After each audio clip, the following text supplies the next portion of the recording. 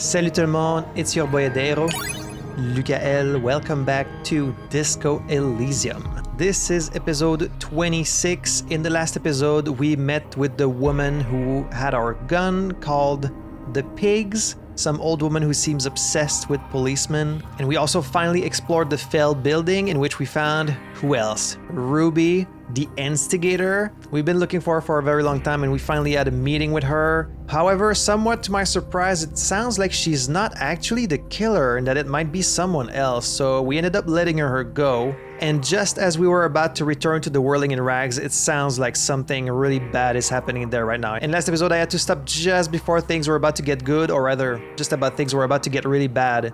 So let us see how that all plays out today. So as always, thank you so much for being here, and without any further ado, let's jump right back in.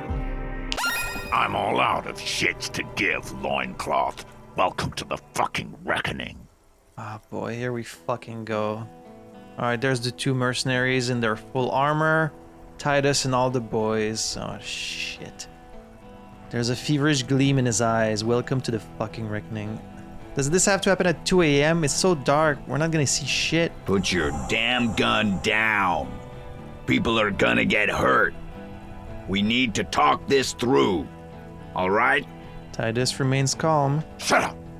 You're not gonna talk yourself out of this, loincloth shit fuck. This is the mercenary at the gates. His chest rises and falls under the ceramic breastplate. His fingers reach for the butt of his sidearm. Kim, what's going on here? Shh. The lieutenant raises his left hand. This is a misunderstanding. Nothing irreversible has happened yet. You can just return to your unit and forget all about this. I mean, someone died. A life was taken. That's pretty irreversible. The Kypt is merciful, willing to spare us if we just forget about our murdered and humiliated commander. I think we should just kill everyone, Corty. Corty and DePaul. Alright, we've never met her so far. She was like down there, like listening on the radio or something, according to Joyce, and informing Joyce. I mean, they do have their full head out in the open, which seems like a very obvious weakness. Like, you've got this nice ceramic armor that's supposed to make you invulnerable, that's nice, but then if you could just get shot in the head, you're dead, so... Not such perfect armor after all. You are all drunk. Come to your senses.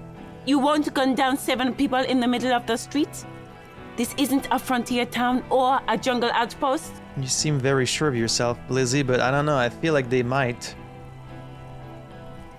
Easy, Lizzie. Let me handle it. I know guys like this. I'm sure we can come to a peaceful agreement. Ain't that right, fellas?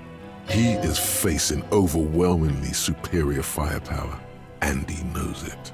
I mean, it is only the two of them with their guns, right? But I guess their guns are much better. But like, if you all rush them, but there's not that many of you right now. Like, he had the Union as thousands of people, but not at this moment. At this moment, it's just the 7 Hardy Boys, and that's it. Peaceful. Who? Who the fuck said that? Sounds like the armored figure is weeping. Who just said that? Nest in your abdominal cavity like a little wild mouse.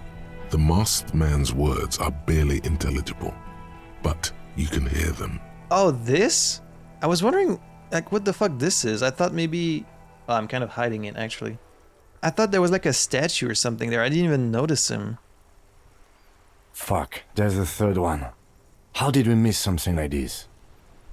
Well, Joyce only told us there were 2 of them. The lieutenant points to the helmeted figure. Rude? Not even gonna try and pronounce that. This third one, he is the most dangerous of them all, heavily armed. Well, then what if he did it? The lieutenant is genuinely worried for his life. You should consult him before getting in there. What do we do? My plan is not to get killed, but we have to intervene.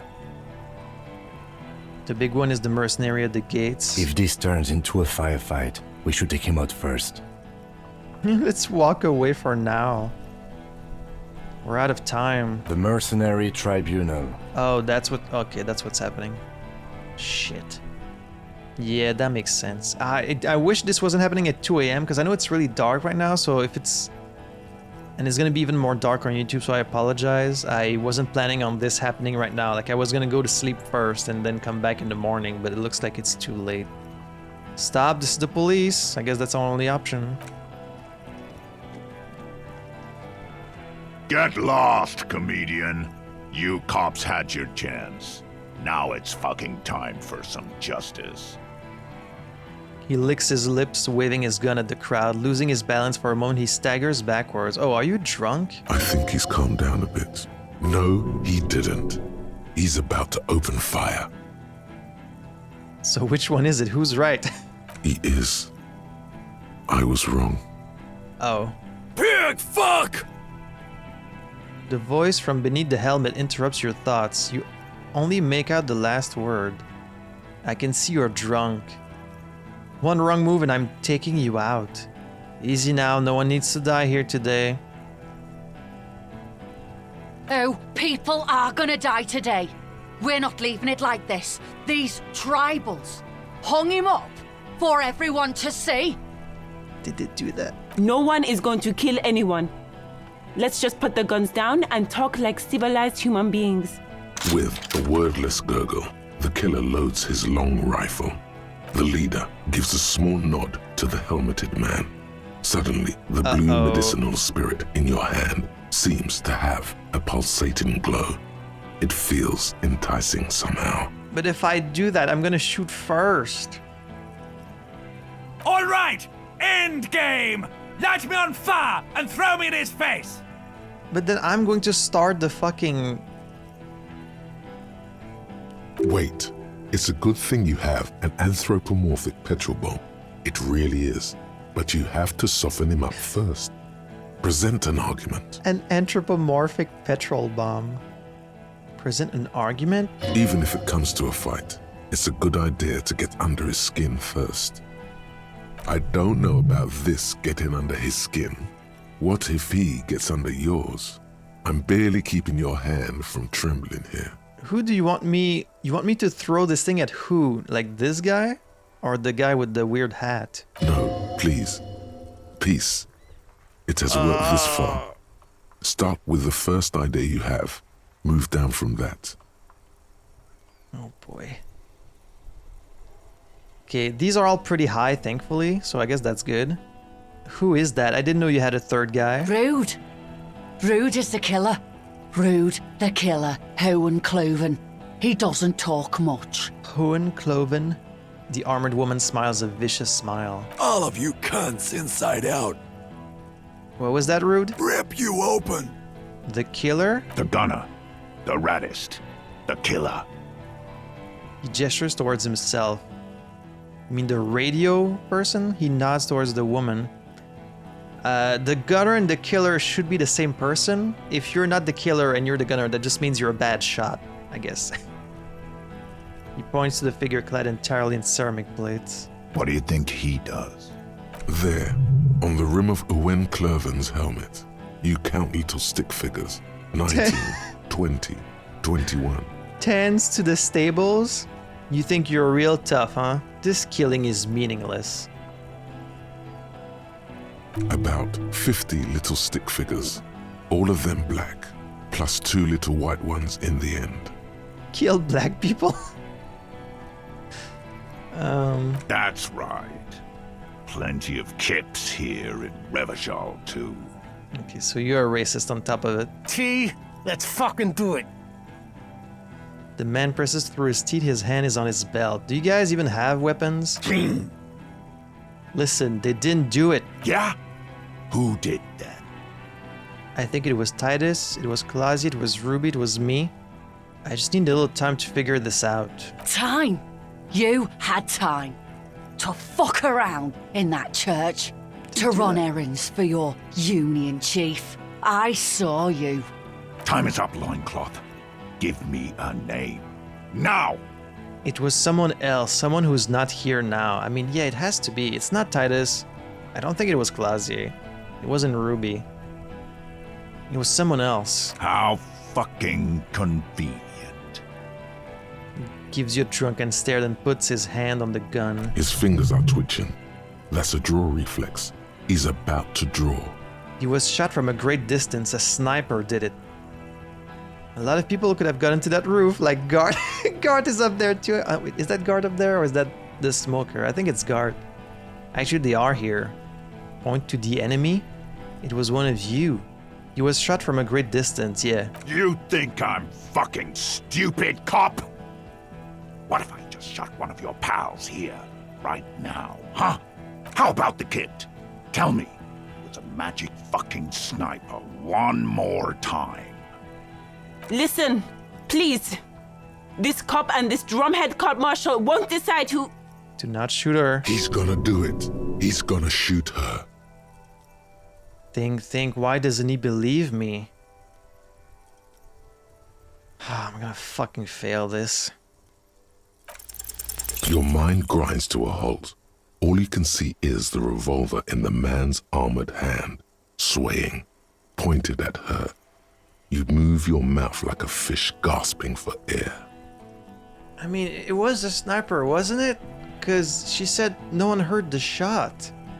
Unless there are silencers in this world, but she's gonna fucking die because I failed this. She wasn't even there. He pulls the trigger. God A plume of smoke erupts from the muzzle. The shot rings in your ears, a low, tinny ring. Then the Hardy Boys yell something. I'm okay. I'm okay. No one grabs her left side. She's down. Her white shirt soaks a blood red around her abdomen. She gasps for hair. Fuck this! Guys, the man starts pulling something out from his pocket. There's a coarse shuffle against something. Is it a gun? Don't do it. Gene! Cancel Lizzie! Now! He'll be ripped apart. They all will. The moment the third man opens fire, and he knows it. Launch it at him. I got the gardeners shot, now they're lower. Talk about the hanged man. Think of an argument. Know about Downwell? The gardener is dying, god damn it. Think of an argument? What is Downwell? Alright, here we go. This is an illegal tribunal. Krenel would never sanction this. Who's the commanding officer? Wouldn't they? Take your pick. You only have time for one argument. Choose wisely. You were called Downwell once. What happened? I mean, I got +1 because know about Downwell, so like, should I just say that? Who's in charge of you after the death of your colonel? I got the +1 because of Downwell, so should I just say this? What happened? But then, who's in charge of you after the death of your colonel? I also got this. This is an illegal tribunal. Krenel would never sanction this. Who's the commanding officer? I don't know what to say. I am a Krenel major with over 15 years of live combat experience. When my colonel gets hanged by clay monkeys, I lead the platoon on a retaliation strike. Okay, so by colonel, he meant the mercenary who died, Lely. Maybe I should have mentioned that it's illegal. So you are the highest ranking of the three of you? Nah, I just have the biggest gun. He raps on his armored barrel-like chest. Technically, the other man has the biggest gun. But we're beyond that now. Was the highest rank in Krenel? King Reaper. Reconsider your actions. This does not need to end in bloodshed. You're right. But you see, I want it to end in bloodshed. There's not much we can do about that then. Okay, it's not much. But he's thinking about something else. And his hand is off the gun. This did something. Talk about the hangman? Dangerous. Ask about him first. You don't want personal facts about his dead friend coming out of your mouth. He has to start it. I knew you weren't a goddamn scab leader. Yeah, I don't fucking act so well. Laylee had a hard-on for making faces for you natives. Fucking food aid shit. That shit is done now. Trigger time. Who are you, a major? Sergeant Major Raoul Cortiner, reporting in to burn this fucking mud hut to the ground. He points at the whirling in rags. As he moves, the interlocking pieces of his armor click. Softly. Click, click, click. The realization comes to you like a picture puzzle coming together. His name is Raoul Cortiner.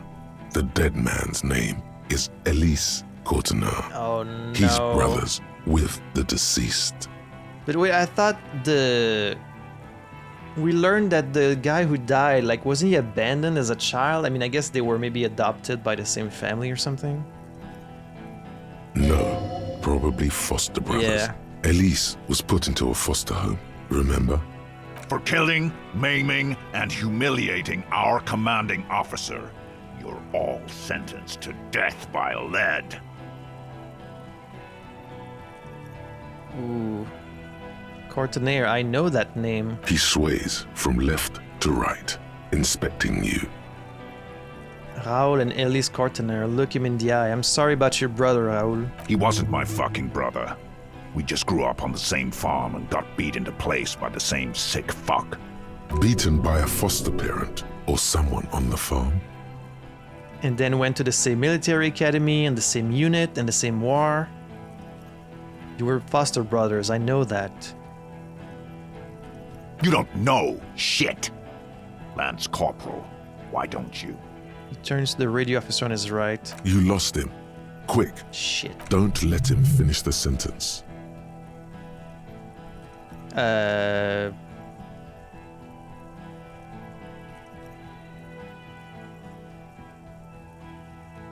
Your brother did not deserve to go out like that. I promise I will find this killer. Find his killer. Cop, his killers stand right there, shitting their pants, and you're standing in the way, protecting them. They didn't.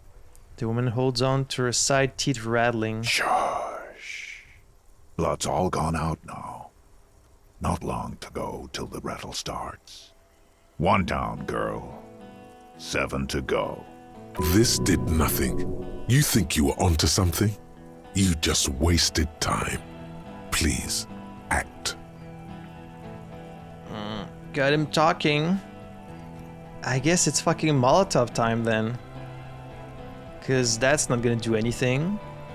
I mean, she did hire them though. I don't think they care at this point though. Where's Clausie? She can explain this. Let's not mix her up in this. You're all drunk. I think the longer we talk, the more dangerous it is for Lizzie. Should we just go? I mean, if I do that, they're just gonna shoot us and we're all gonna fucking die. Aren't we? Stand there quietly, hope nothing bad happens. Yeah, I don't think that's gonna work. It's true that she didn't want this to happen, but are they gonna care about Wild Pines? You think I care what that company cunt thinks? They're not going to forgive you massacring a bunch of innocent people. The man stares at you with bloodshot eyes, a bull ready to charge. He's not listening, but looking for an opening. This did not help at all. Now is not a good time to strike. He's looking right at your hands. Do something else. Get him distracted. She's going to be mad when she hears about this. She's fucking gone. She fucking sailed off. You're alone. Okay, so he knows. Stay cool! How is she? I'll be okay. I'll be. Oh, God. She'll be gone soon, too. Company bitch is gone. Laylee's gone. Fuck are we still doing in this shithole? He looks around tired suddenly, sad even. Guys, I just get in the way. I don't even have a gun. Hold your ground. Any more of you run, I'll shoot you myself. We're doing this together. Fucking ran. They're afraid, all of them. Trembling reeds in the wind. They'll run, scatter soon, one by one. No, the rest will stay. They will hold their ground, even if it means dying here with you. Well, that's our only option then. Let's just fucking go for it.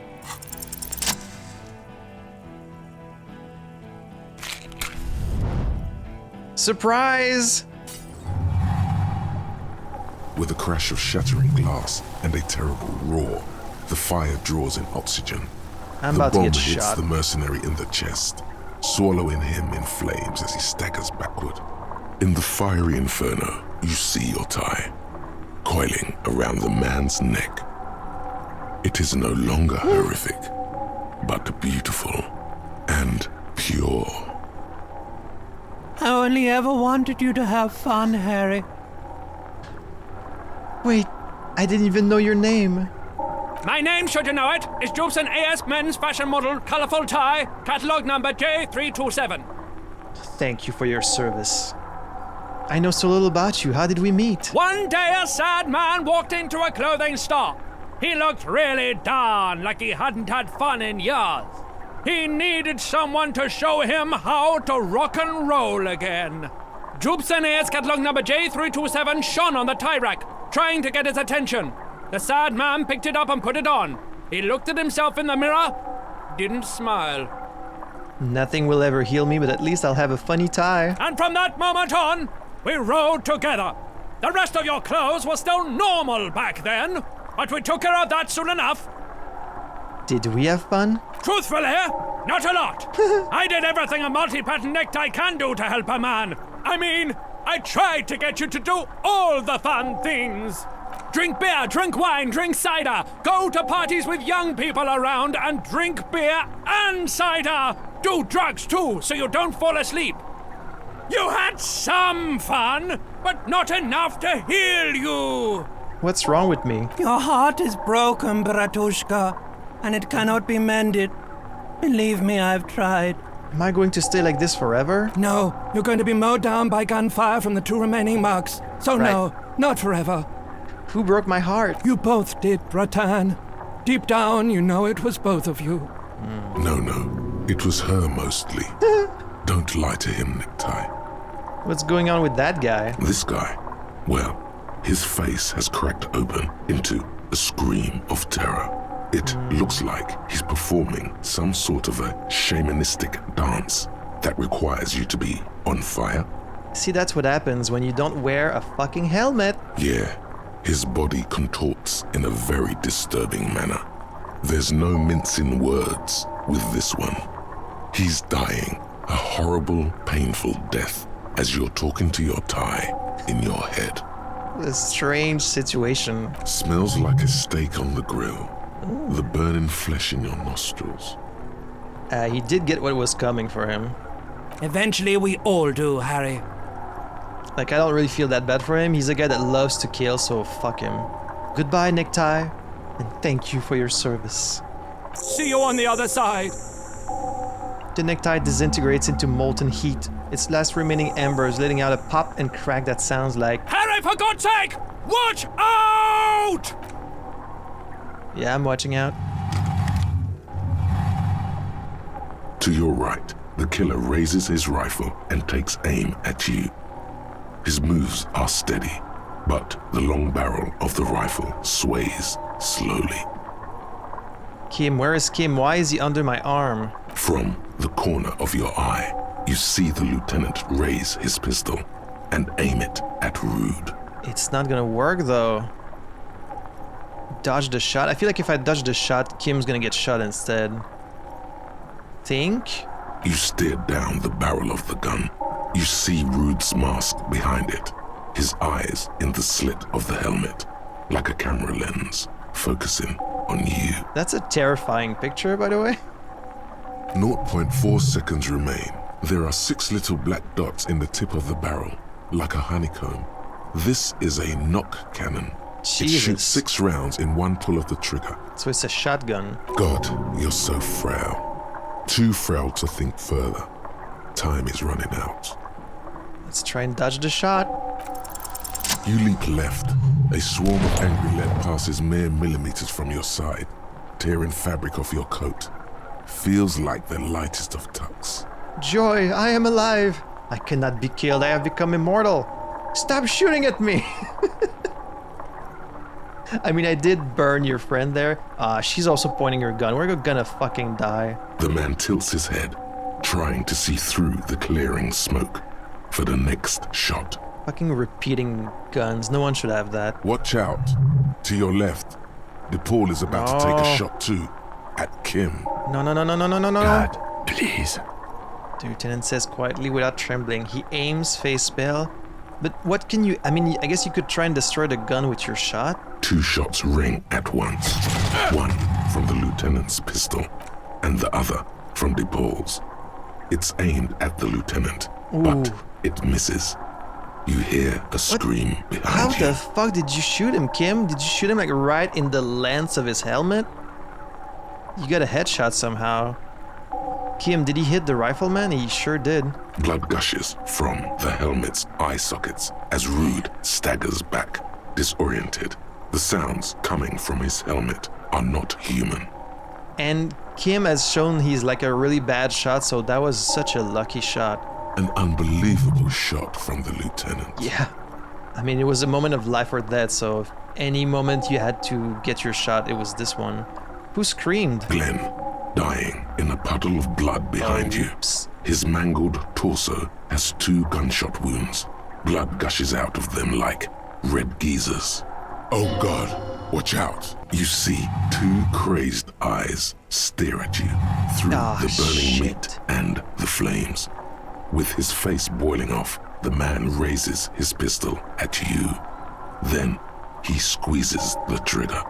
Look the burning man in the eye. The look of vengeance framed by melting skin. This is the last thing he will do on Earth. But he will do it. He will end you. He's going to fucking kill Titus, isn't he? Here it comes. Death. Oh.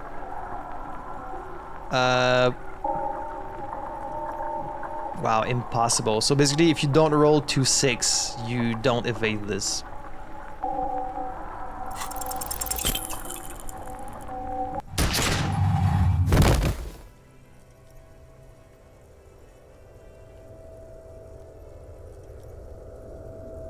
You can't. There is no time. And I got 2 inside ones. your pelvis explodes. Your entire lower body is on fire, and your legs can't support you. You fall down like a rag doll. You exploded my fucking dick. The pain is too immense to scream. It pushes the air out of your lungs. Everything goes dark.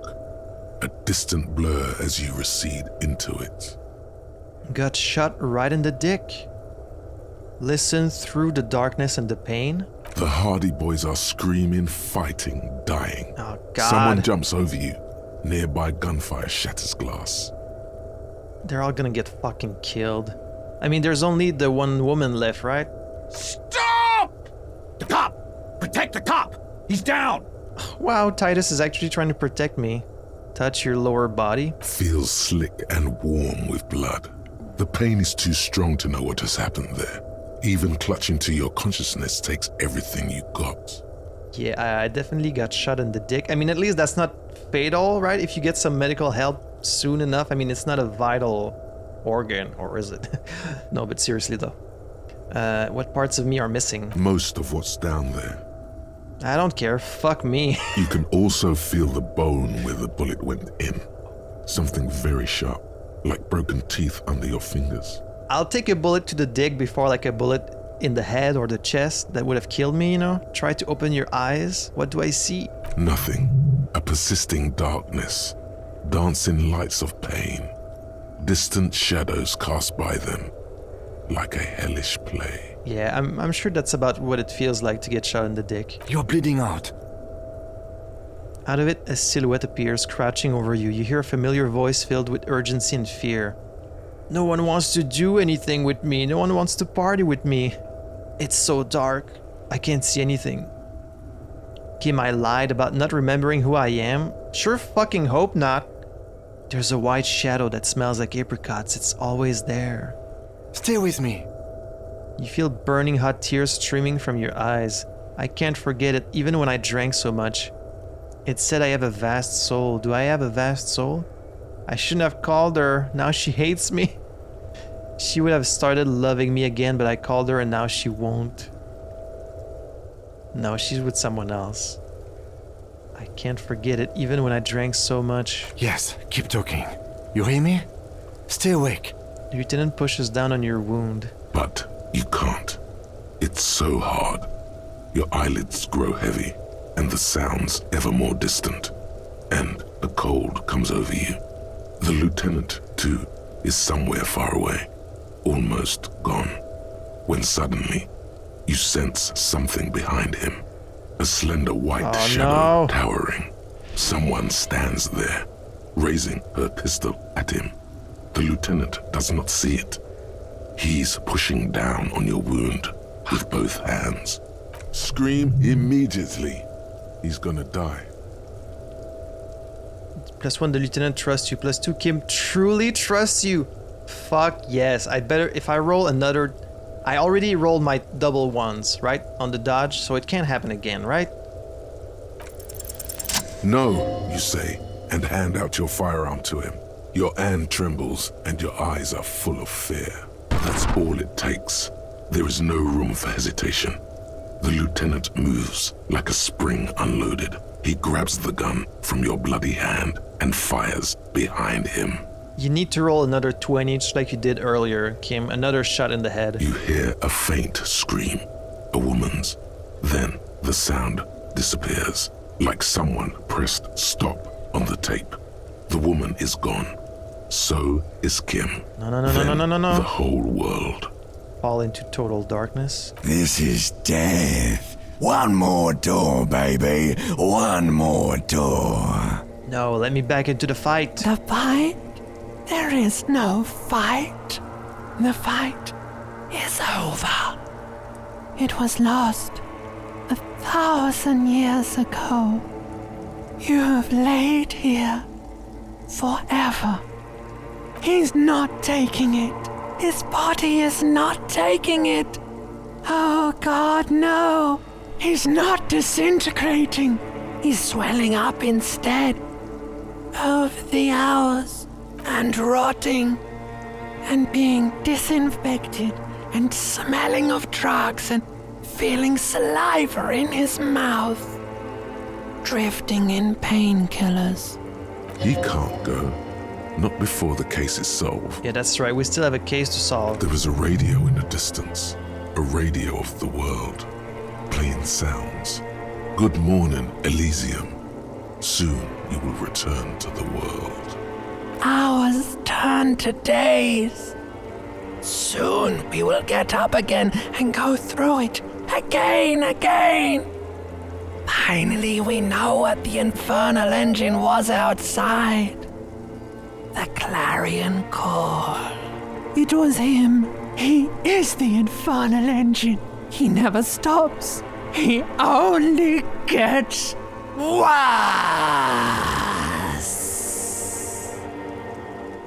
That's quite a delivery on this lowercase worse.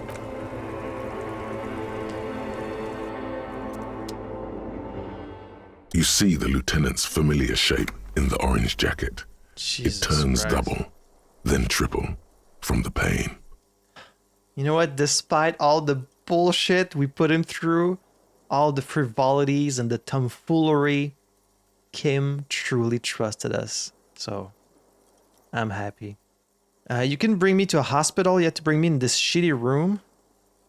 Kim. Sunrise, Parabellum. You said what's on my gun?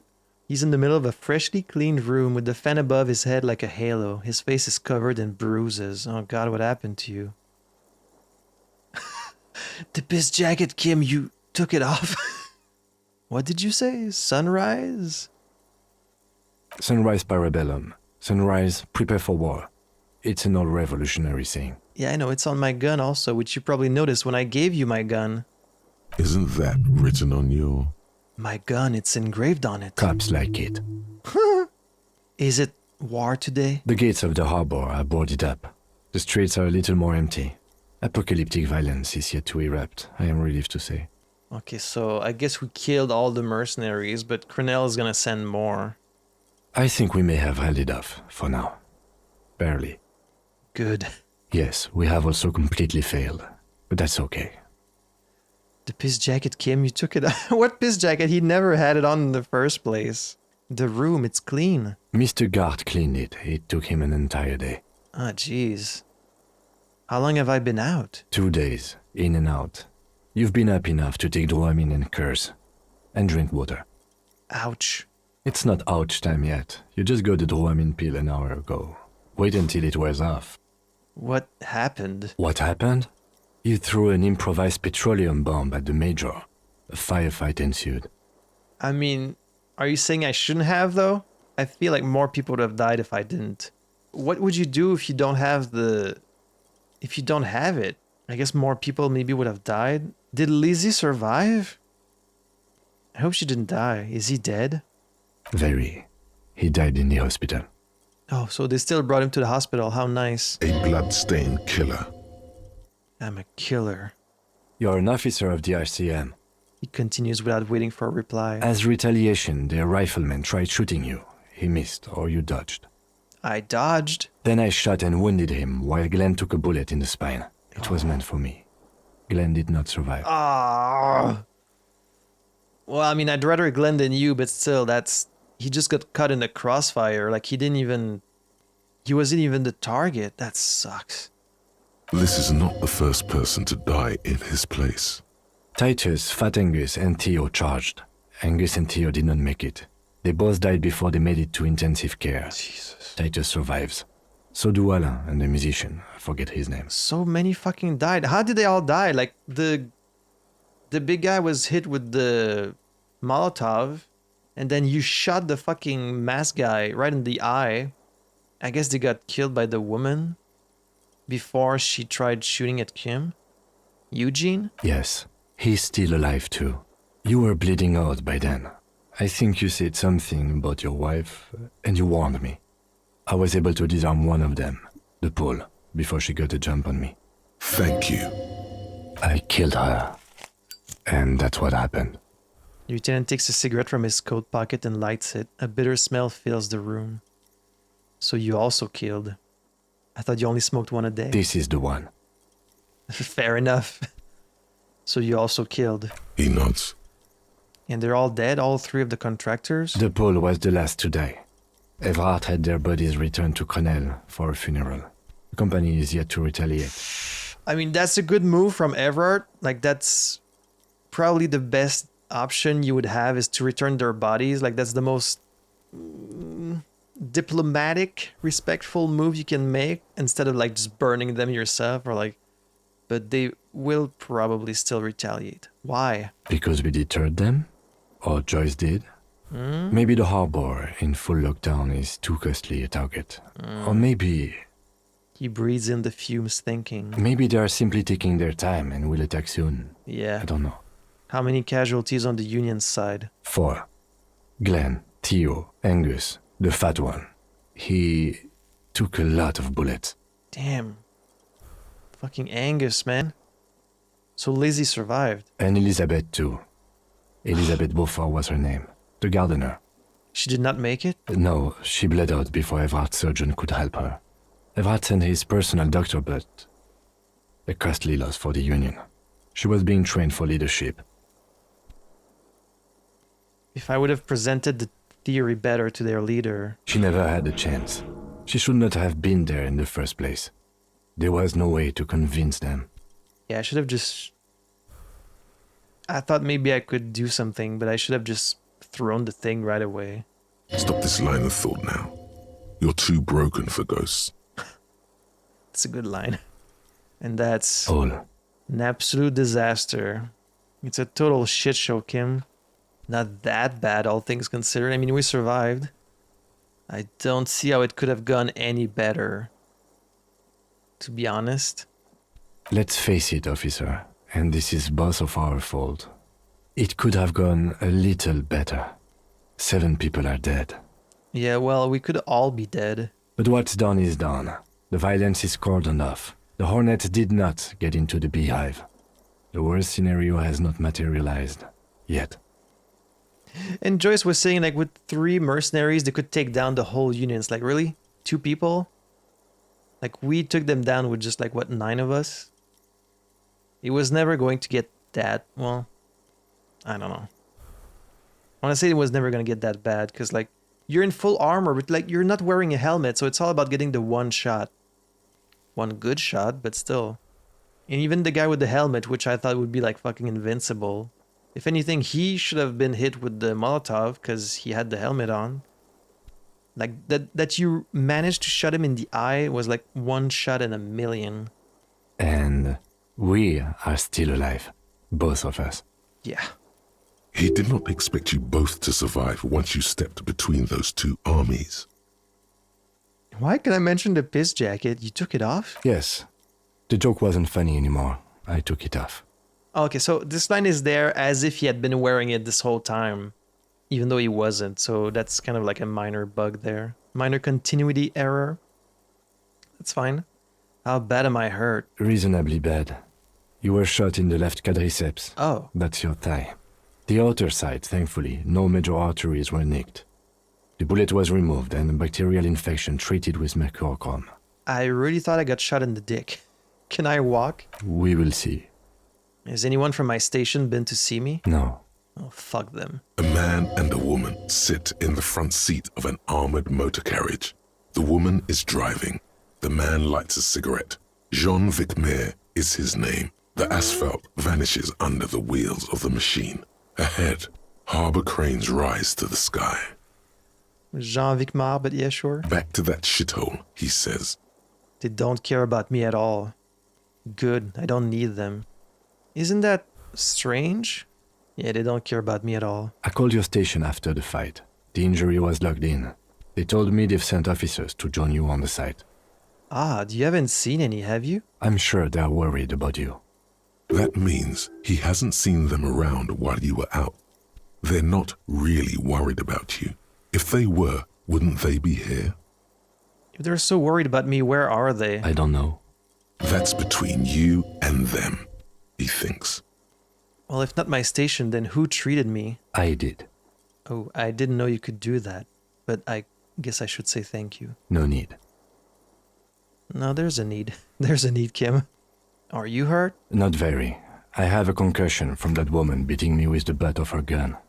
I tried to not move too much. When did she do that? Things would be worse if you didn't warn me. Thank you. I did not see her coming. Stupid of me. No need. Okay.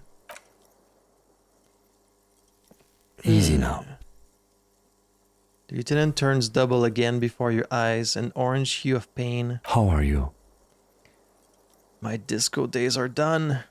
I feel fantastic. Let's rock. Who cares? Who cares about me? Doesn't matter. Very bad, Kim. Things are very bad. I feel great. Let's fucking rock. He nods. What happens now, Kim? I honestly don't know. You don't know? But I don't know either. No, I totally do. Do you? Because we can't talk to Evrard. The harbor's in lockdown. Everyone in there is outside our grasp now. Joyce has left too, thanks to our meddling. You don't think it was a good idea? I don't know what to think. It might not have been a bad idea. There is a pin somewhere in the machine. Something is keeping Krenel from sending in a death squad. Yeah, maybe it was a good thing after all. Maybe it's her. Maybe she kept her hand. I hope so. Either way, Ruby's gone. And Classio too. We really should have arrested her, you know? Of course she fucking left. I mean, at this point, it's probably a good thing. Wait, she's gone too? Oh, yes. She left 20 minutes prior to the tribunal showing up. I asked Mr. Gart. How did she know? Turns out it was a bad idea not to arrest her. But maybe it was a good deed that will pay off in heaven. Just like building a public education system in my game. Who would have figured? By the way, the lieutenant does not actually believe you will be spiritually reimbursed for letting her escape. I got that. You just have to live with it. I mean, I don't think she killed the guy anyway, so... Does it really matter? Who did it then, Kim? Who killed the hangman? I don't know. I think the theory you presented, it's someone else outside our circle of suspects, was right. It better be. Everyone within the circle is either dead or gone. Honestly, I think our investigation has not produced a single credible suspect. Okay, so once more, Klasi has escaped. That's so many options. Absolutely. There's no other way to go about it. We screwed up. But she would have died if we arrested her, right? He's made his peace with it. He's had time to do so. This is because I'm a puta madre pione, isn't it? Don't be narcissistic. Half the cops in Revachol West are his peonies. Even if you are, it is not a decisive factor in this case. The Maybells? The fucking Maybells came the flowers. What? They were on the roof. I did not catch them. Fucking butterfingers. Every piece of garbage in the city is not connected to the case. You don't have to catch everything. Right, the fucking flowers that flew in the wind. He's wrong. No, Kim, every piece of garbage in the city is connected to the case. Okay. He concedes, clearly not meaning it.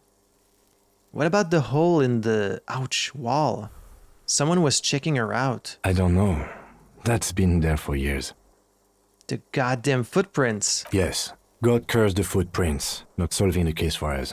Au diable. There's still a 28% possibility the shot came from a distance. We should go upstairs, rethink the ballistics in situ. I agree with this. What else? An antique bullet from a Belle McGraw. How hard can it be to find one? How hard can it be? It's extremely easy. There are thousands lying around from the war, all completely unusable. It's precisely how easy it is that makes that bullet useless. There are all these old bunkers and weapon caches. Revolutionary era. We could find thousands more if we wanted. All of Revachol is full of them. But they seemed so mysterious. I'm just gonna say nothing. There's a little pause. He says nothing as well. The miracle hasn't happened yet. It's not over yet. He does not know what to reply. Looks out of the window, then back at you. Enough weird things have happened where like I've sort of predicted the future, or like I've had a gut feeling that ended up being realized, where like he can't completely dismiss these things I'm saying, right? When I say like something's coming and he's like, what are you talking about? And then like something happens. It's like he has to kind of believe me when I say these things. It's morning outside, you think. It's simple. We have to locate communism. Communism killed him. You know what I think about solving crimes? He arches his brow. The ceiling fan patiently spins overhead. Solving crimes is hard. Solving crimes is almost impossible. Solving crimes is super easy. Actually, I want to talk about this crime some more before I tell you what I think about its hardness. Solving crimes is hard. It really is very hard. He sounds surprisingly weary. That concussion must be making him dizzy. You're not ready to give up, are you? That's right. Let's give up. Time to start drinking. We're not giving up. No. Are you ready to limp? I'm ready. Good. Where do you want to limp to? The island. A gust of wind blows in from the bay. The duraluminum box around you vibrates imperceptibly. A familiar cold, a red thread on the roof upstairs. Taut, plucked like a string by the gust. I mean, I guess we'll check out our room again. Why not? He extinguishes the cigarette on the sole of his boot. Another look at the window, perhaps? The one he was shot through. I don't know. I can't think of anything better. I can. We need to... I mean, I say this only because of the format of the game, right? Like, there's an island we haven't been to yet, so of course, it has to be related to the end game. But if I was Harry, I guess in their situation, they really have no reason to suspect going to the island. Although it is one of the places we have yet to check when it comes to a long-range shot. So, like, that would be reason enough for me to want to go there. Also, okay, so sleeping did not heal me. Guess I'll heal myself then. Well, go to her room, search it once more. Upstairs in the bedroom, the window. Perhaps it will yield something. Yeah, because we still need to check the island for bullet tracers and also the boardwalk. So just that alone would be a good reason to go to the island. Can I see, like, the wound? Ah, there's no wound on me. I thought, like, come on. Come on, you guys could have had a little something there. You could have had, like, a little bandage on my leg with, like, some blood. Come on. That's disappointing. Well, no more horrific necktie, but thank you for your fucking service. I won't hold my gun anymore. Oh boy, well, it didn't go super well. But I guess it could have gone worse, like Kim could have gotten shot. Maybe even like he could have died. I guess if I just like thrown the thing right away, maybe at least Lizzie would have survived. I guess the other guys maybe die no matter what. There are probably like a few different outcomes to this situation, obviously. I wish the Hardys didn't have to die, but like the main thing is we survived, the both of us. I guess that's the main thing. So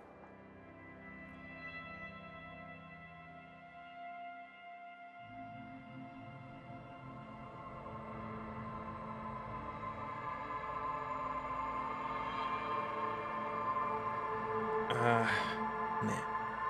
I wish all of that didn't happen at 2 in the morning, to be honest, but so now a few things are locked off, right? I can't go to the harbor anymore. I mean, the only thing I had in the harbor was that red check with the light bending dude, which was always a 3%, so I don't think I would have done it anyways. I never did find anything that like made it easier. So I guess I'm no longer on a timer, right? The Tribunal has already happened, so now you're kind of like free to explore, I hope. Yeah, I really think it's all about the island. There has to be something on the island, right? Because like the shot could have come from there, and it's the only place we haven't visited, so I think the endgame is going to be related to the island, but I don't really know what to say. I'm kind of like mentally spent, to be honest, so I'm just going to let the video speak for itself. I'm just glad that Kim didn't die, if that was an option. I'm glad we didn't die.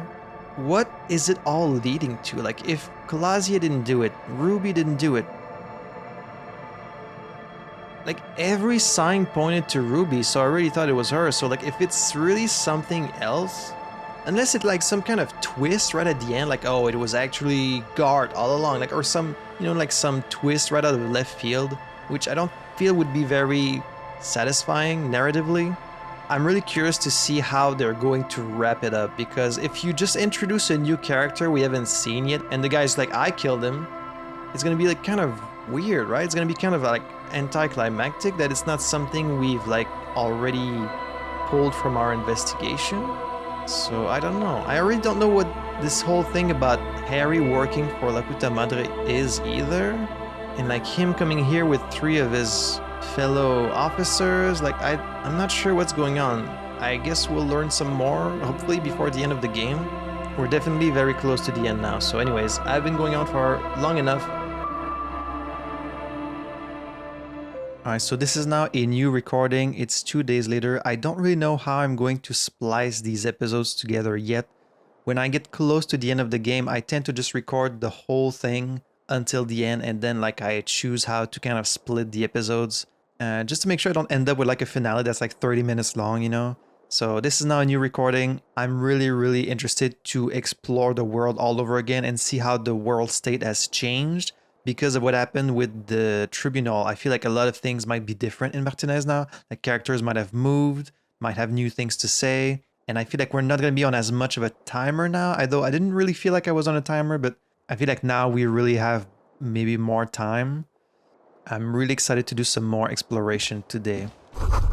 Newly replaced glass shining in the morning light. You hear traffic outside, back in the world again. So we were out for 2 whole days with Kim taking care of us. You see gleaming white enamel, no bottles inside. Look, the door is open. You can walk right into Kim's room.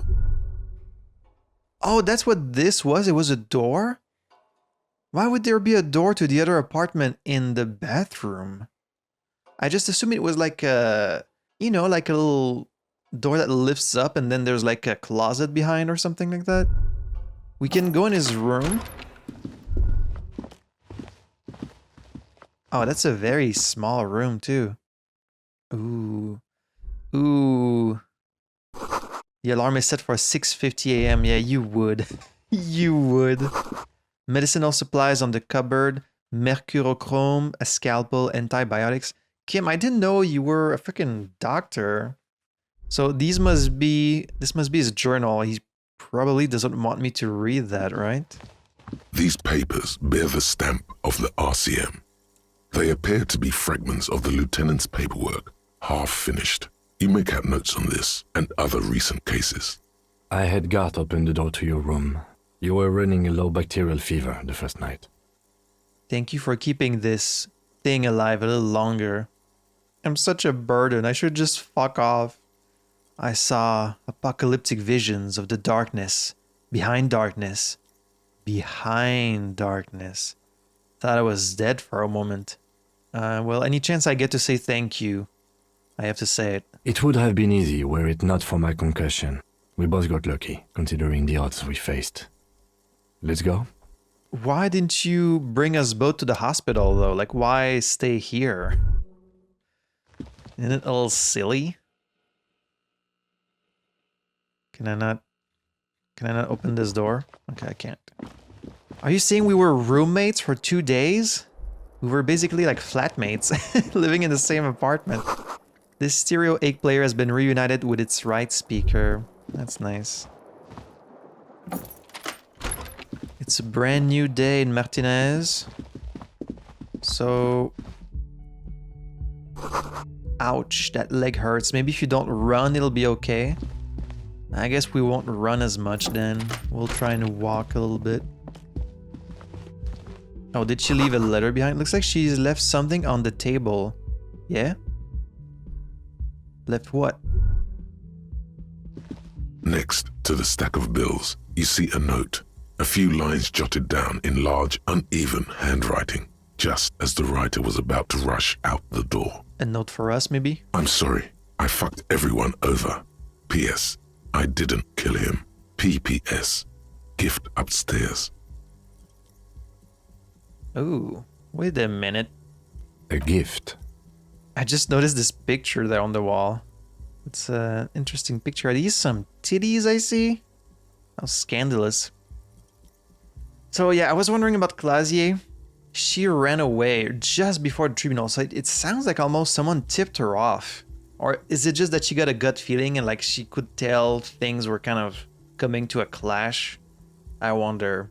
And I was debating, you know, she's been kind of nice but kind of vague, and like it could have been possible that like she fucked us over and that she lied and she's actually the one that killed him, but I don't think that's the case. And Kim also lamented the fact that we didn't arrest her, but again, if we arrested her, according to her, once she's in the system, someone was gonna find and kill her for what she did before, when she was part of that other company. So I guess it's for the best that she escaped. I wonder what kind of gift she's talking about. The lieutenant turns to the staircase suspiciously, looking for any signs of another presence in the shadows above. What could this gift be? I am not drawing my gun yet, but I don't like gifts. Okay, I'll keep that in mind. He says he's not, but his hand moves instinctively toward his holster as he studies the note. I mean, what kind of gift could it be that requires your gun? What do you expect to find, like a rabid dog or an ambush by a bunch of gangsters? Like, at worst, it would be like a bomb, but it's not gonna be that. Maybe it's gonna be a clue to the investigation. Just don't walk into another radio trap, okay? Okay, so that's because he's got like PTSD from this fucking radio trap. Seems she left in a hurry. It's hardly surprising. Yeah, it is. Look at this picture on the wall. Huh. Let's take another look in the bathroom. The medicine cabinet is empty. Not even a toothbrush. So she was in a hurry, but she still took time to empty that thing. Pity. She really cleaned this out. Mm-hmm. She certainly had her priorities straight when she was packing. Alright, let's see what kind of gift she's talking about. It has to be some kind of clue for the investigation, but why wouldn't she have given it to us in the first place? A red thread made of nylon. It leads out of the room and onto the roof. Oh, this has to be the trajectory of the bullet that she's trying to show to us.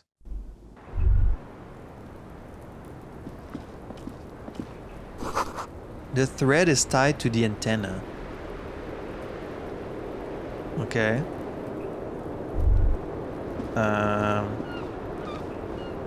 Kim, do you have anything to say about that? So what, is she admitting that it came from far away? So what about it? You see the same two neon-lit shapes, a man and a woman, only now a red thread bisects the room, pointing from the antenna outside to the cupboard on the wall. Oh, I see. So this kind of confirms the shot came from the island? This is ballistics. She's left a trajectory for us.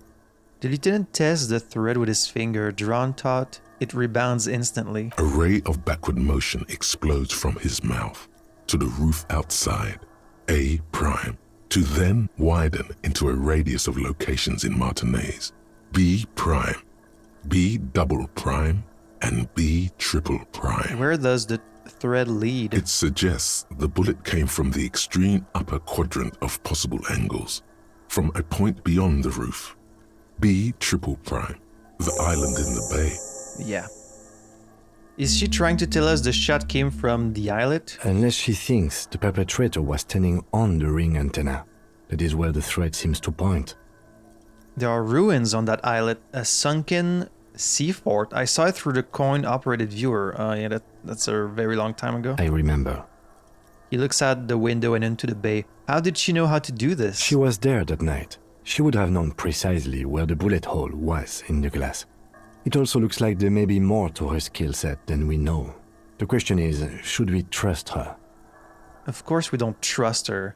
This is her way of saying she's sorry. I think so. I find that hard to believe. But at this point, what difference does it make? True. I just wonder why she didn't say this in the first place. Like, didn't she want us to catch the guy? If she knew the shot came from the island, why not just tell us outright? This is a location we have yet to rule out. So it is. For a second he seems tired. You seem unenthusiastic. Maybe we need to go to the island? Yeah, that's not gonna work. There must be something else we've missed. You don't seem happy about this. I just haven't gotten a lot of sleep these past few days. That's understandable. Not like me. He doesn't really believe this will yield anything. Well, maybe we need to go to the island. He's so tired. He's ready for this case to be over. The wind blows in from the open window. The lieutenant sighs, looking into the cold distance across the water. There, across the grey water, amidst crumbling concrete, a birch tree, and the half-sunken ruins of a flak tower. I remember an anti-aircraft gun, or the ruins of one, on the island, from the coin-operated viewer. Could be the makings of a sniper's nest. Ah, an anti-aircraft gun. True. Why not? Military fortifications are made for that kind of thing. Kim, let's go to the fucking island. I'm going to the island. Are you in? I mean, is this gonna teleport me there? Because I have other things I want to do. Like sneeze. Twice. I'm going to the island. Are you in? Of course. I'm in. He takes a second to gather himself and says, How do we get there? Joyce Messier had a sloop, but she's gone. Liliane, the net picker, she's steering her boat. Ah, yes, of course. The village. Let's go. Let's fucking go. But first, a bunch of side shit. I do hope that Titus is still down there. We've heard that the harbor is under lockdown, but I hope Titus is still there so we can, well, check up on him and also talk to him about the pigs, which we just left out there. Hey, so what about all that Tribunal shit? Oh, you're up. It's good to see you back on your feet. Did you like your room? I cleaned it for you. I did, thank you. Big improvement. Could have used more work. After all, I just took a bullet for this place. You did?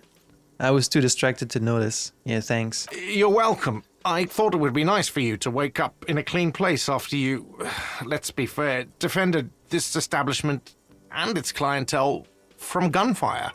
I mean, we just kind of... I started things, really, to be honest. Like, I drew first blood. I shot the first shot by throwing that fucking spirit bomb. But he witnessed the whole thing, so he knows like what the sides were and like that it was probably inevitable. I give credit where credit is due, and that was a crazy move. Crazy effective. Petroleum bomb. Never seen anything like that.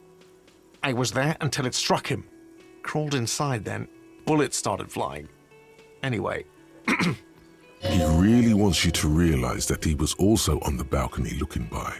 In the danger zone, so to say. You're very brave, guard. I wish you a quick recovery. Also, you and your partner are staying here free now. This establishment supports cops. The stay is free, the drinks are not. It just felt I needed to specify that. That's fine, I don't drink anymore. Where did everyone go? Oh, you know, people don't tend to stick around after shootouts. Turns out they're not good for business. What happened to the man with the sunglasses? I don't remember everyone who comes here, and many people wear sunglasses inside lately. Must be a fad. Wait, the man with the sunglasses? Which one am I talking about? Oh, I think Jean Vicmar had sunglasses on, right? Okay, so I have to mention, when it happened, you were right out there on the balcony. Yeah, I was, yeah. That's because I'm a badass. It really took courage. Don't pick at him. Yeah, I guess you are a badass. If you say it as two different words like that, it sounds like there's something wrong with your ass. Just nod stoically.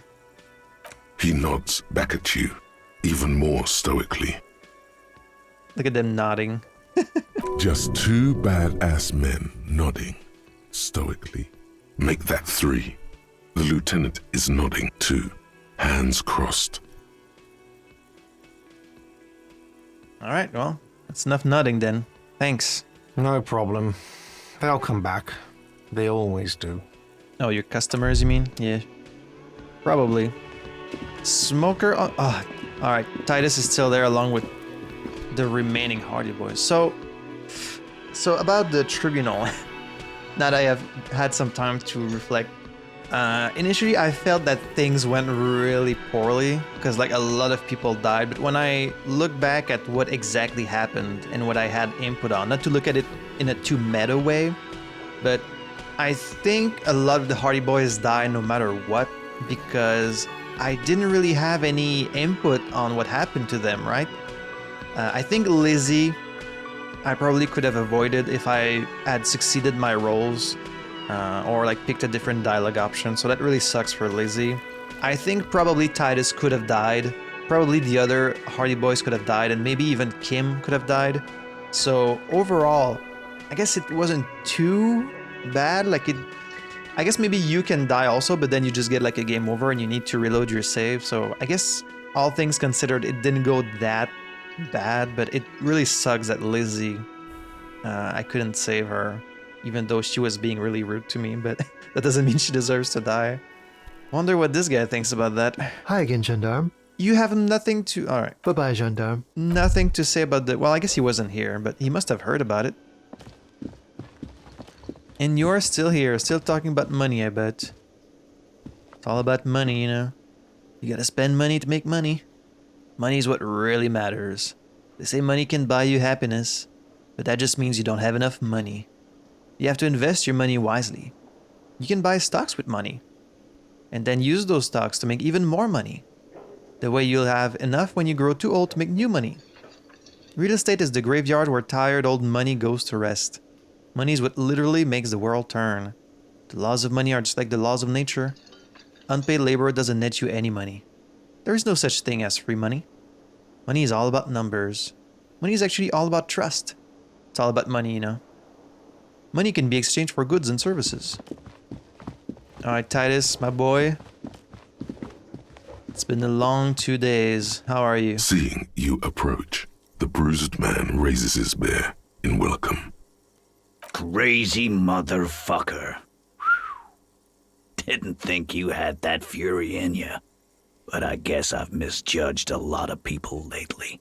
There I was, thinking, where are we gonna find a tin opener large enough for those cans? Then Capo Loco shows up and just sets a man on fire. So we're like best friends now? Impressive shit, Copper. None of us would be breathing right now if it wasn't for... I guess what I'm trying to say here is... thank you. He extends his hand. This is big. It's as big of a thank you as Titus Hardy can muster under any circumstances. This was a pillow fight compared to the gloaming that is soon at hand. We shall all perish in the coming cleanse. You get so many of these lines. These apocalyptic cop lines. Shake his hand and nod in silence.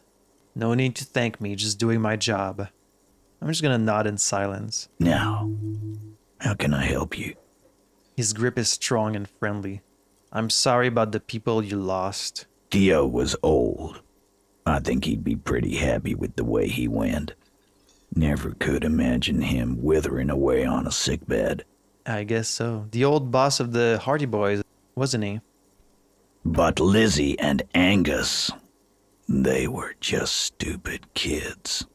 Didn't realize the shit they got into before it was too late. I feel responsible for both. For all of them, really. I know how you feel, Titus, but it wasn't your fault, really. But Lizzie should not have been there. Like, she wasn't a fighter. I guess she's a negotiator, but she really should not have been there. Here it comes. The last one is the worst one. He only deals with it by drinking copious amounts of 8% beer. And Glenn was my friend. Best I've ever had. I love that crazy homo like my own brother. We're all fucked without him. But what do? This job is shit. Hold on, what about that Shanky fella? Oh, the guy who ran? Dennis, you saw him run. He's a mean little shit and I never trusted him. He'd better run real fast now. Real fast. I mean, of course it would lose Titus's respect, but can you really blame the guy? You see these 3 heavily armored mercenaries, you know you're probably about to die. Like, I get honor and like brotherhood and things like that, but when you're face to face with those guns, I think a lot of people would run, so... Titus makes no attempt to hide his disgust. Grief-stricken anger boils in him. They were good people. I'm sorry it went like that. We are born into this world to die, it seems. Maybe there's redemption in that. At least it ends one day. This is getting dark. Let's talk about happy stuff. They were good people, man. I'm sorry it went like that. Well, yeah. Memento mori. Right. Yeah, totally. I mean, I know what it means, but I guess Harry doesn't. What does that mean? It means you might die tomorrow. So live every day like it's your last.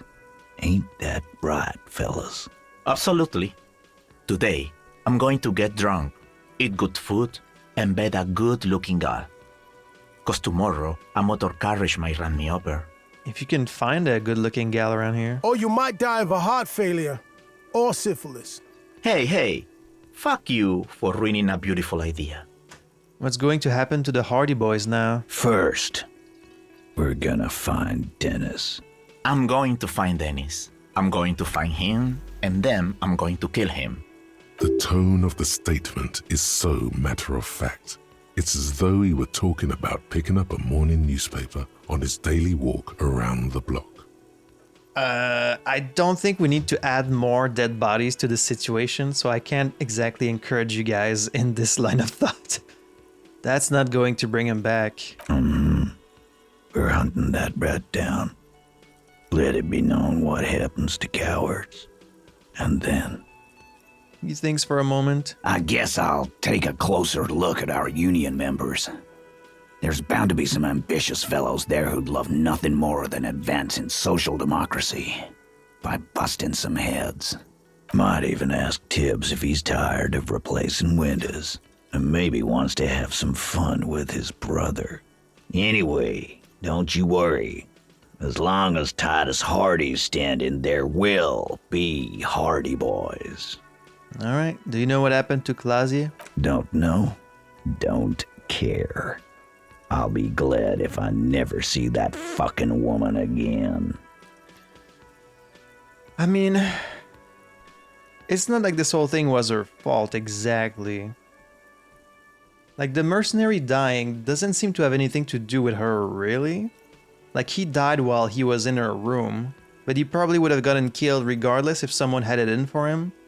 But she did involve all of you guys in this lynching business, which is why you all lost some people. So I guess she is responsible for that. Like, she wanted to save her own ass, but ended up costing a lot of people their lives. Even after all that hell, he's still bitter about her? Titus, after all we've been through, level with me. You really liked her, didn't you? Did you? Nope. He did. Okay, got it. He nods and takes another sip of whiskey. Any idea what I should do now? Judging by the sight of you, I'd suggest crawling into bed with a bottle of whiskey in one hand and a big tit in the other. Just the one? Yeah. Go pay Monica a visit in Janrock. She's got a knack for making men forget about their worries. Biggest pair of milkers in all Rebacho. So I've heard. Hell, you both look like you could use some feminine company right now. No comments from Kim on this one. Thank you for your advice, Eugene, and you too, Alain. I do always appreciate a good use of the expression milkers. She was such a strong female woman with nice heavy breasts. That's gonna be a top 10 Kim line from this game, right? You're welcome, Bina Claude. You're all right in my book. Titus's response is completely unironic. Alright. So long, fellas. Be good so I don't have to come back here again. Take care, coppers. You two look after yourselves now. Death passed on you today, but men don't get that lucky twice. Copo loco. And normal cop, I guess. Good luck in Shamrock. Scars made the best tattoos, they say. Thanks for getting involved, guys. Not a lot of cops would step into that line of fire, but you did. And if you ever feel like the uniform is holding you back, I've got a few vacancies. You'd make one hardy boy, copper. And Titus Hardy himself would make a good officer. That man was born to lead. The RCM could really use a man like you, Titus. Think about it. I will, capo. That's a promise. Now scoot, 'cause the Hardy boys got some mourning and drinking to do. Take it easy on the drink. The danger has not passed. This town needs you on your feet. Good point, Bino Claude. We'll keep the vol under 12% tonight. Alright, look at that. One big happy family now. We're all good friends. How refreshing.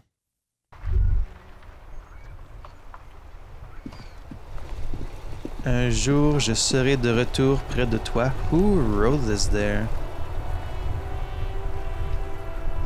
That means one day I'll be back next to you. The graffito has been painted over the traces of the fight that took place here. It smells of blood and heavy fuel oil. Oh, maybe this is Cindy the Skull. This was Cindy the Skull. Looks like Cindy the Skull finally found the words for her masterpiece. The lieutenant crouches, touching the fuel oil with his finger. I mean, that's not gonna stay there for very long with all the people walking here, but... Looks like it, yes. This is still fresh. It wasn't here yesterday. I smell heavy fuel oil. And blood.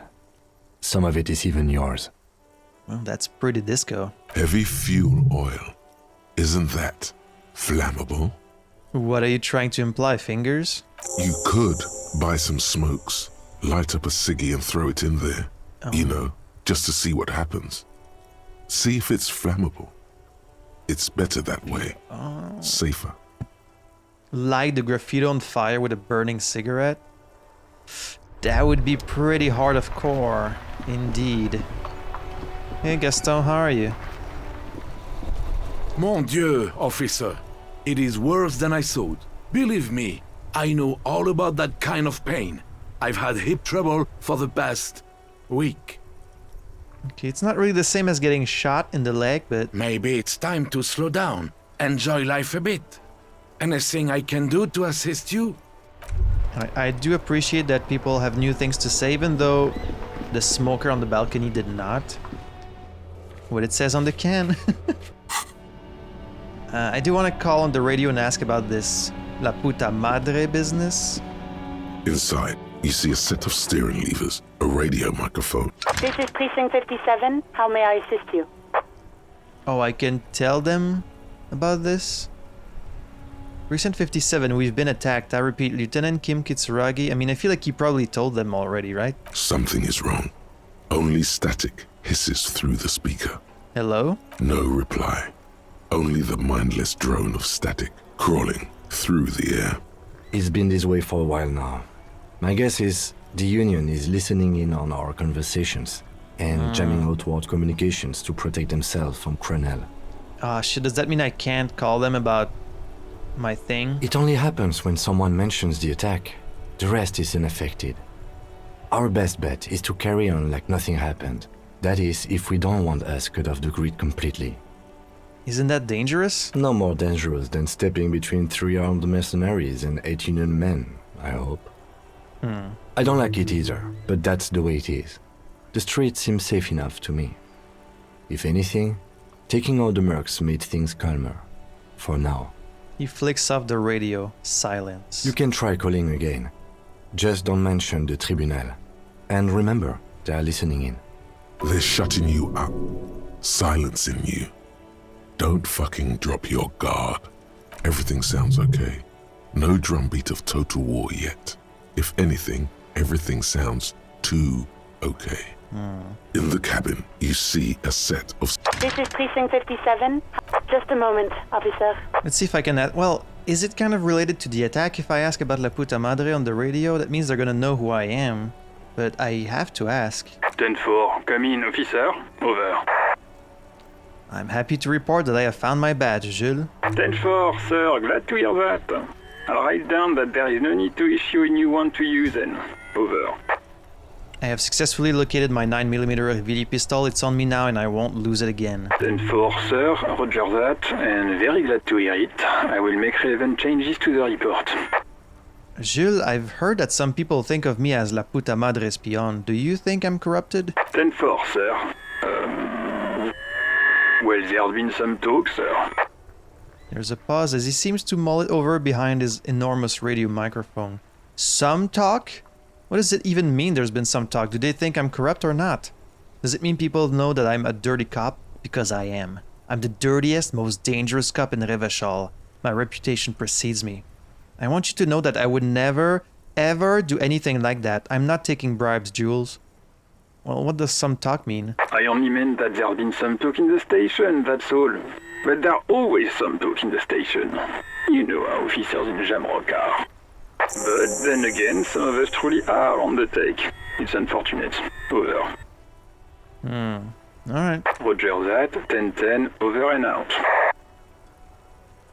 This is Precinct 57. How may I assist you? It will take just a... Her voice is... Gottlieb, what you get yourself into this time? How did you know it was me? I didn't, but now I do. How's the drinking going? Oh, he asks us about that.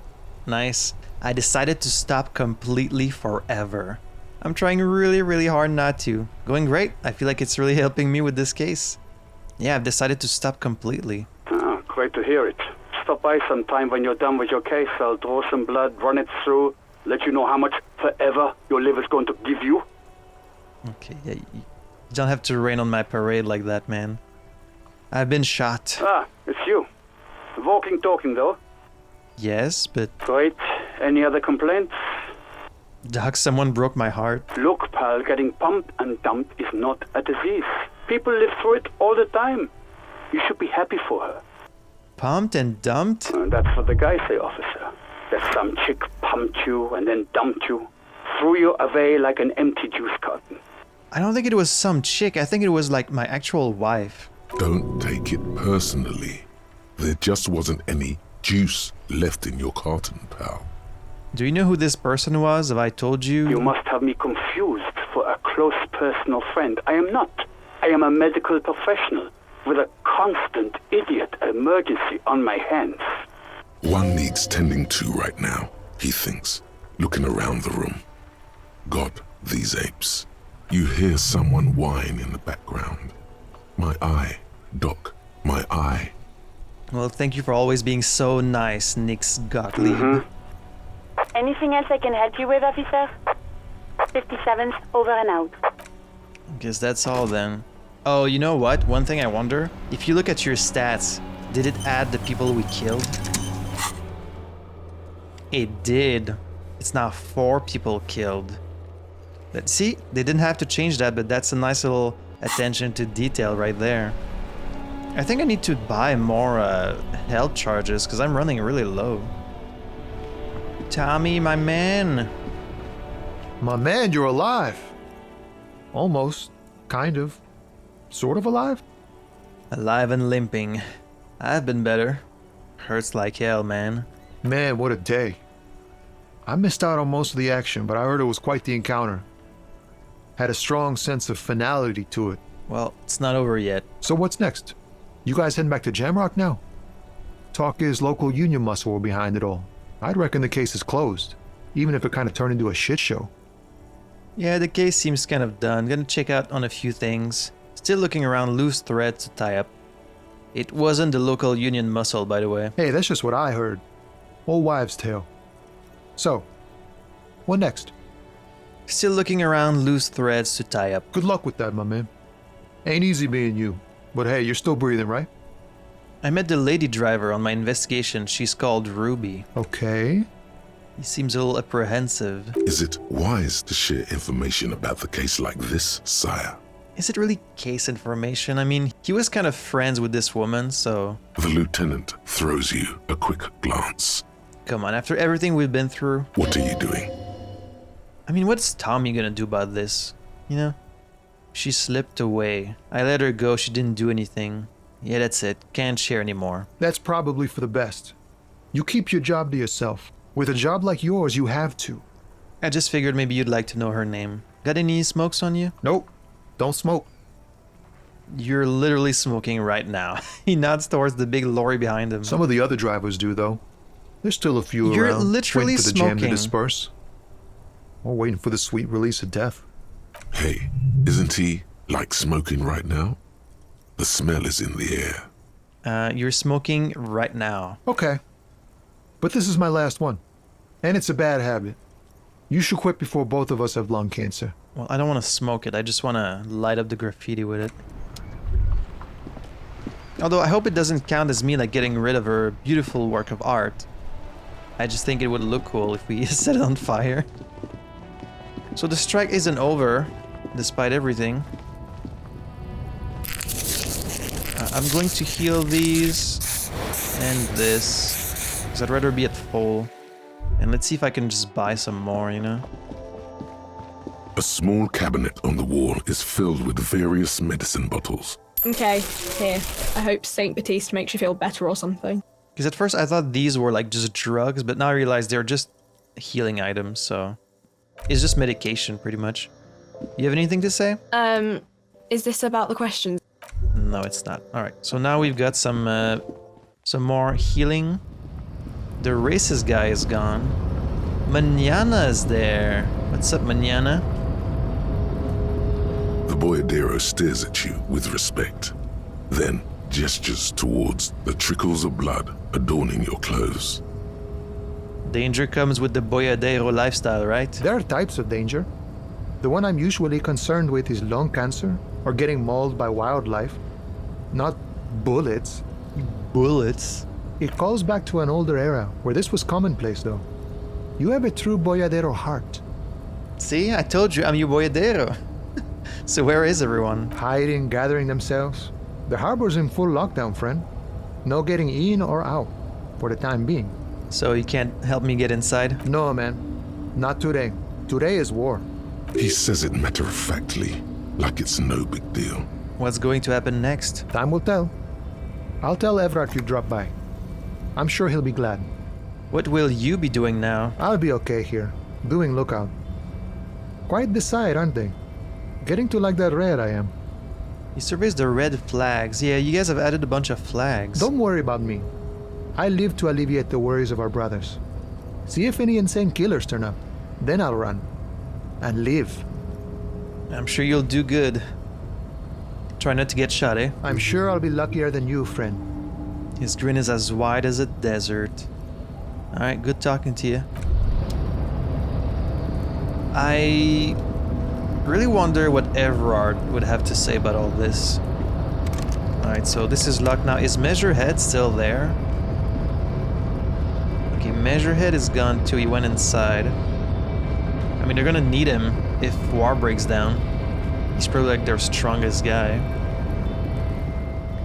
I probably shouldn't be running anywhere, but you guys could manage to put like an actual bandage on my leg, so you know what? A lorry stuck in the traffic jam. The windows are clear. Fumes of heavy fuel oil waft over you. Racist guy is not in his lorry. Wonder where he is.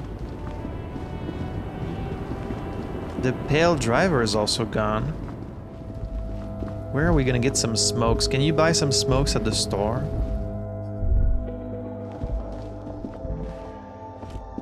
A colorful display of cigarettes and alcohol bottles. Again, I'm obliged to inform you that both alcohol and cigarettes damage your health.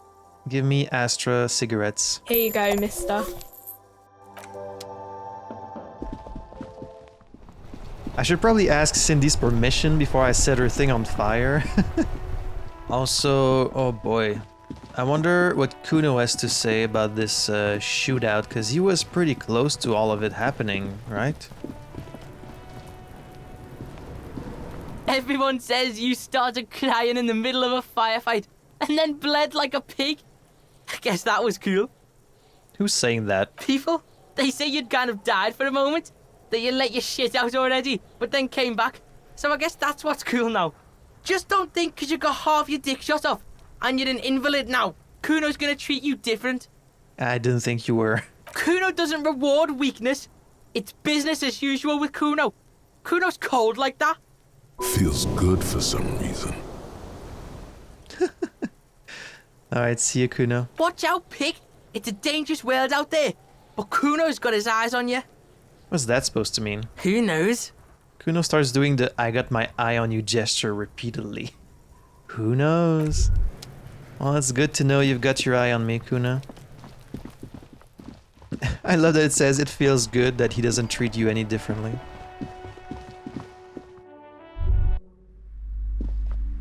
Plaisance, have you heard about the shooting? Oh my god! Things have gotten out of hand! I thought the psychic stuff was bad, but the crime! It's even worse! I haven't been able to come to work for 3 days. The shop has been locked. No sales, gangbangers running around, shooting everyone. I know I shouldn't have bought a shop in this ghetto. I'm the one who got shot here, ma'am. Oh my god! Even the police can't take care of all of this. Just look at that limp. Someone should do something about this. She rubs her pendant between two fingers, thinking... Maybe I should close the bookstore and open a psychic studio. Yes! It makes sense. Crime is the 6th element, you see. The darkest element. I could teach people to protect themselves against bad energies and to fight crime. Well, you certainly seem more passionate about this than about books, so maybe you should, but I don't know how much money you would make with that. Sounds like a plan. Life must go on after all. Honestly, I'm not sure what to think of it. Psychic studio? This is even worse than a bookstore in Martinez. Life must go on. Yes, what Martinez really needs is more vigilantes roaming the streets. Exactly. It's a brilliant idea. Thank you, officer. I'm going to start drawing up business plans right away.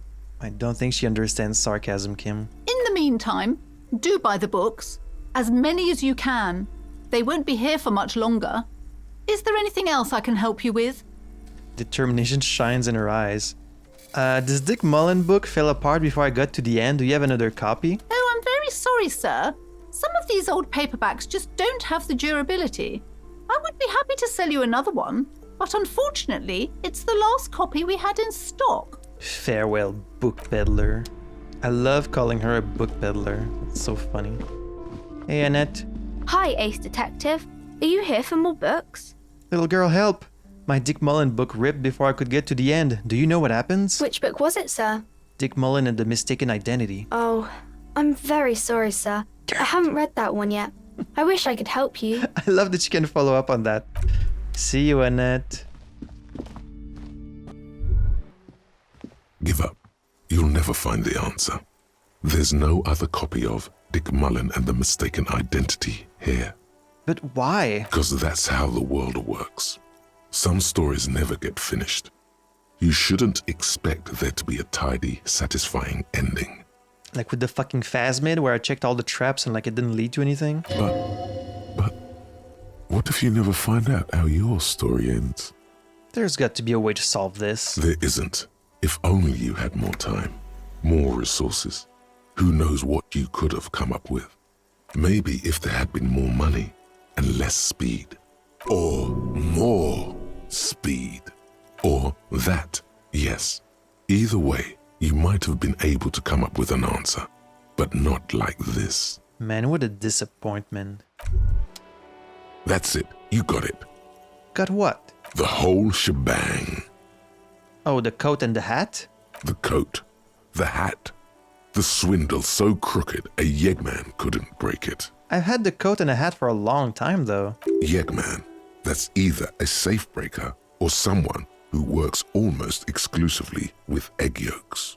The deaths of Charlie Spillane and Deanna Deneuve, the case Dick Mullin was on.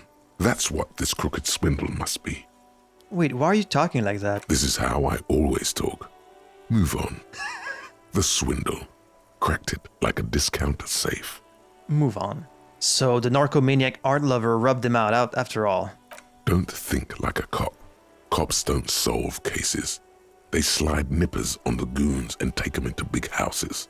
But they don't solve anything. Well, who does then? Dick Mullin. The Dicks, Gumhills, Hawkshaws, Peepers, Sleuths. Men like Mullin and you. So I am a dick. Bullseye, a snooper, and a damn good one. I think I've always felt like a private investigator. If there's any doubt, consult your trusty Dick Mullin book and reconnect with the real you. Him, Dick Mullin. You, him. Use. Modus Mullin. Okay. I mean, I think I had a thought about Dick Mullin, right?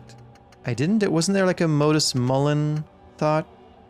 Detective Cousteau. Man, there's so many thoughts that I didn't get. I missed out on a bunch of things. I'm definitely gonna have to replay this game. Something beautiful is going to happen, hopefully soon. Let's go back inside. Kuno's dad still just sleeping in there. Is he dead yet? It's been days.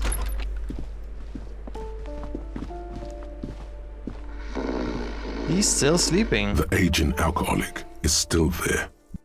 Jeez. He's just been sleeping for multiple days. The real estate agent is gone. Give me a moment. She's got nothing.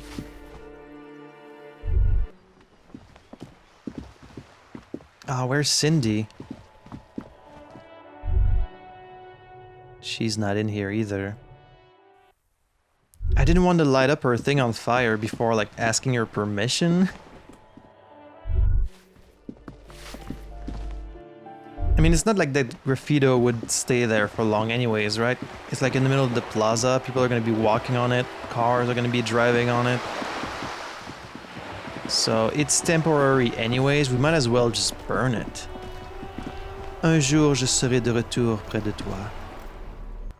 Yeah, I probably don't need to equip them, I could just click it.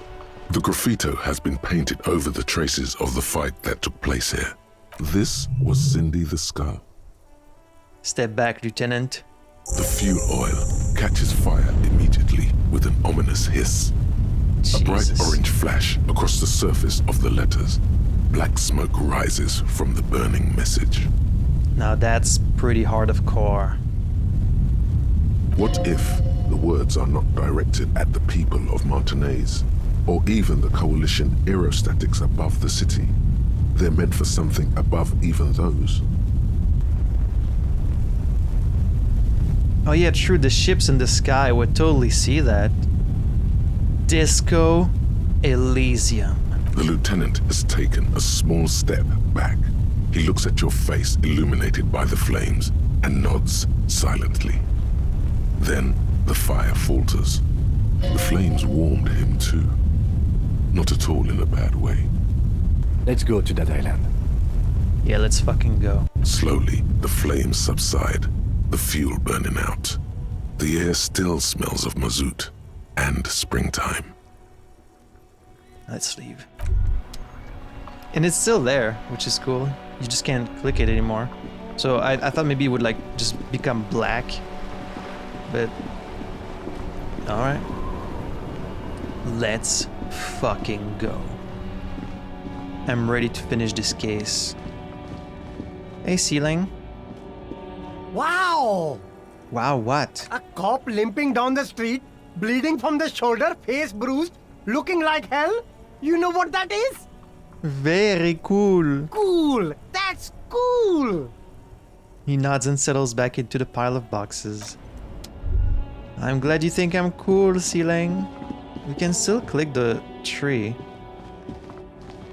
The gnarled hawthorn tree on Rue de Saint-Gilles Lane. Alright, because you can punch it. I'm not gonna punch it. I love trees. Trees and I are made of the same stuff. One last visit to the pawn shop. Between you and me, this is why I don't get involved in local politics. You're calling this politics? Well, someone has to. So it goes.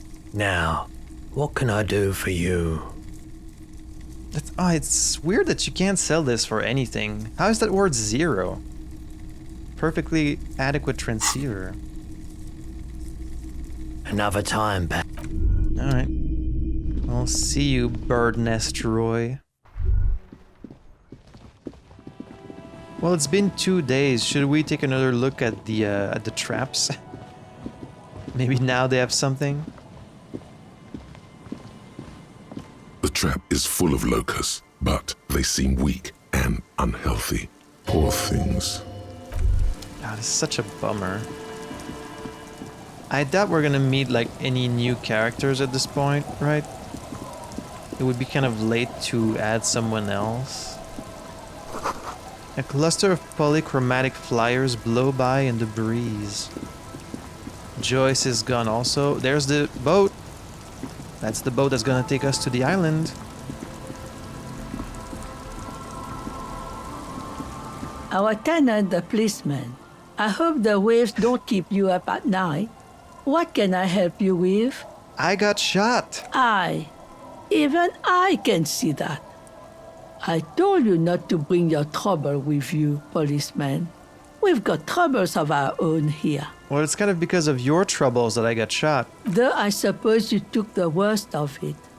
Turns out you were your own ill omen. I guess you were right. The men with guns were coming for me after all. I'm not sure those were the last of the men with guns either. There are always more coming for your kind, officer. Then we'll be ready for them. Yeah. Soliram, soliram, soliram. The scruffy-haired little boy kicks a stone while the other watches him do it. You must be Lillian's twins. This one doesn't say anything, kicking the concrete with his worn-out sneaker. Lily's our mum.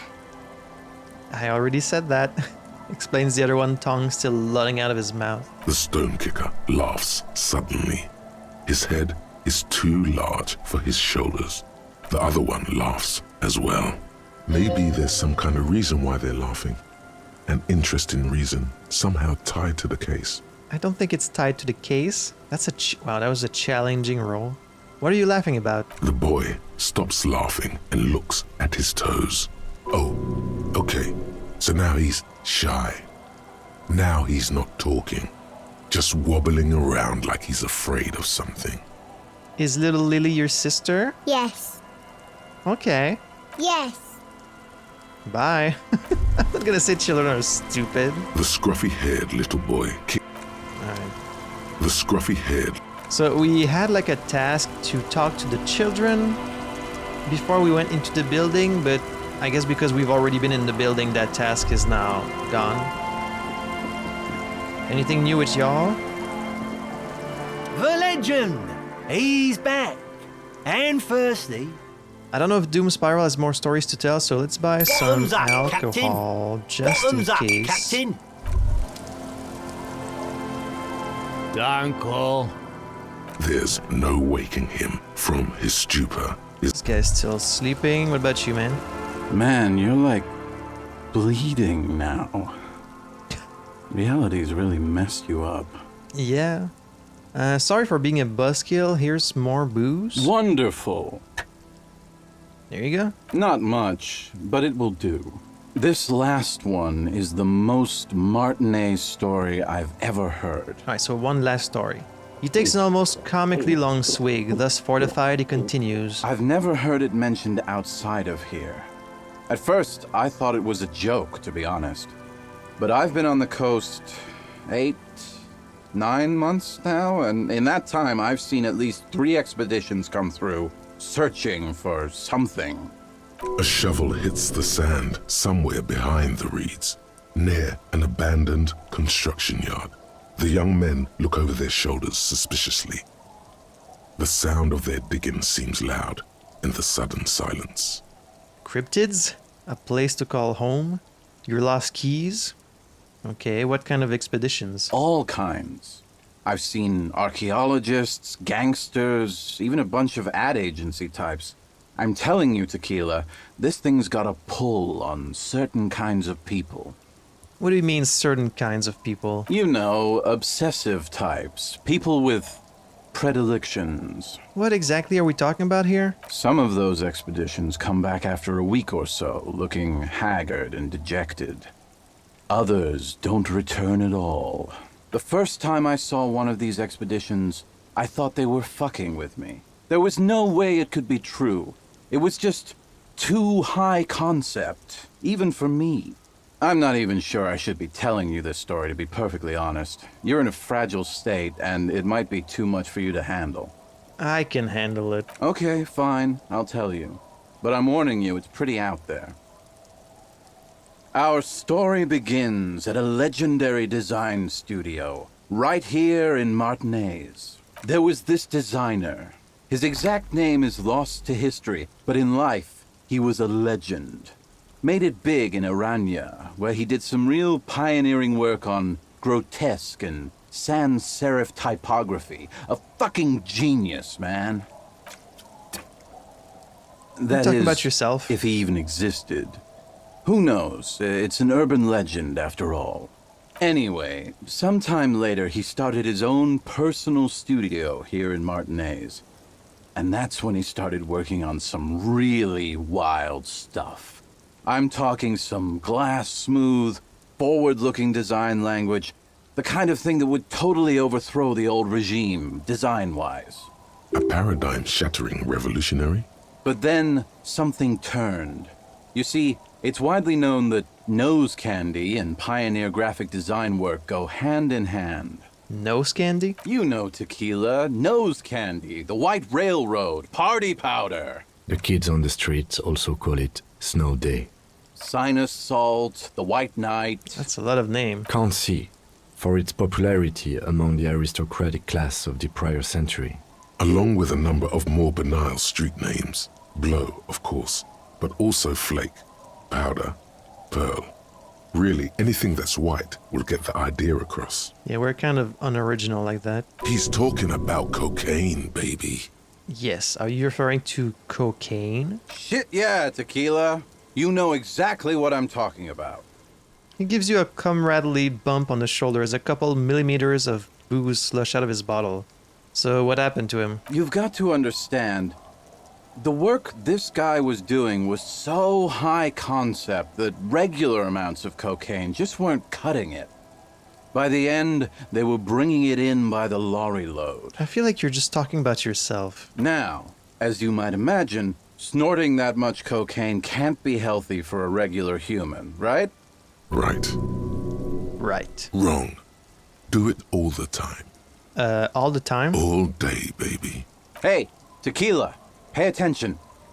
Yes. The story goes that one day he was balls deep in work on what he thought would be his pièce de résistance, an advert so minimal it contained neither text nor images, just pure white. Apparently the idea was too high concept even for this genius. He dropped dead right at his desk before he could finish. His last words are recorded to have been, "It's as white as a blizzard of cocaine." What a stupid fucking idea. But the story doesn't end there. Supposedly, when they performed the autopsy, the coroner discovered nearly a quarter kilo of coke jammed into his nasal cavity. That's right. 250 grams of blow had accumulated in there over the years. We're talking high-grade Saramaritsian pure. Not that cut-rate shit your grandma does. There are those who believe the designer was buried with this quarter key of nose candy still lodged in his sinuses. Oh. That's what those expeditions are looking for. I don't think I would go on an expedition to extract a small quantity of cocaine lodged in the nose of a dead man, buried underground. I think there are much easier ways to score some cocaine. The cocaine skull. A skull filled with cocaine? The cocaine skull. And why do people think the skull is here in Martinez? Here's the kicker. This designer, this lead designer of a world-famous design studio, was born in Martinez. A local boy, Martin Martinez. That's why he brought his studio here, back to where it all began. And that's why they buried him here, too.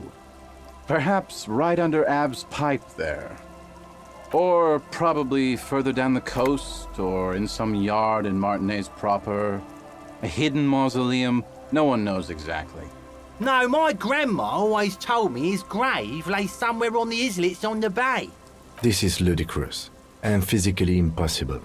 Sinuses can contain that amount of anything. Now, detective. Always the skeptic. What do these expeditions plan to do with it? Rosemary, you said something about islets? What have you learned from the other expeditions? What about the islets? Don't listen to him or his grandma. He's just making things up. No, my grandma told me. I've heard other people say it too. That it's underwater. Or no, maybe it was the storm sewers.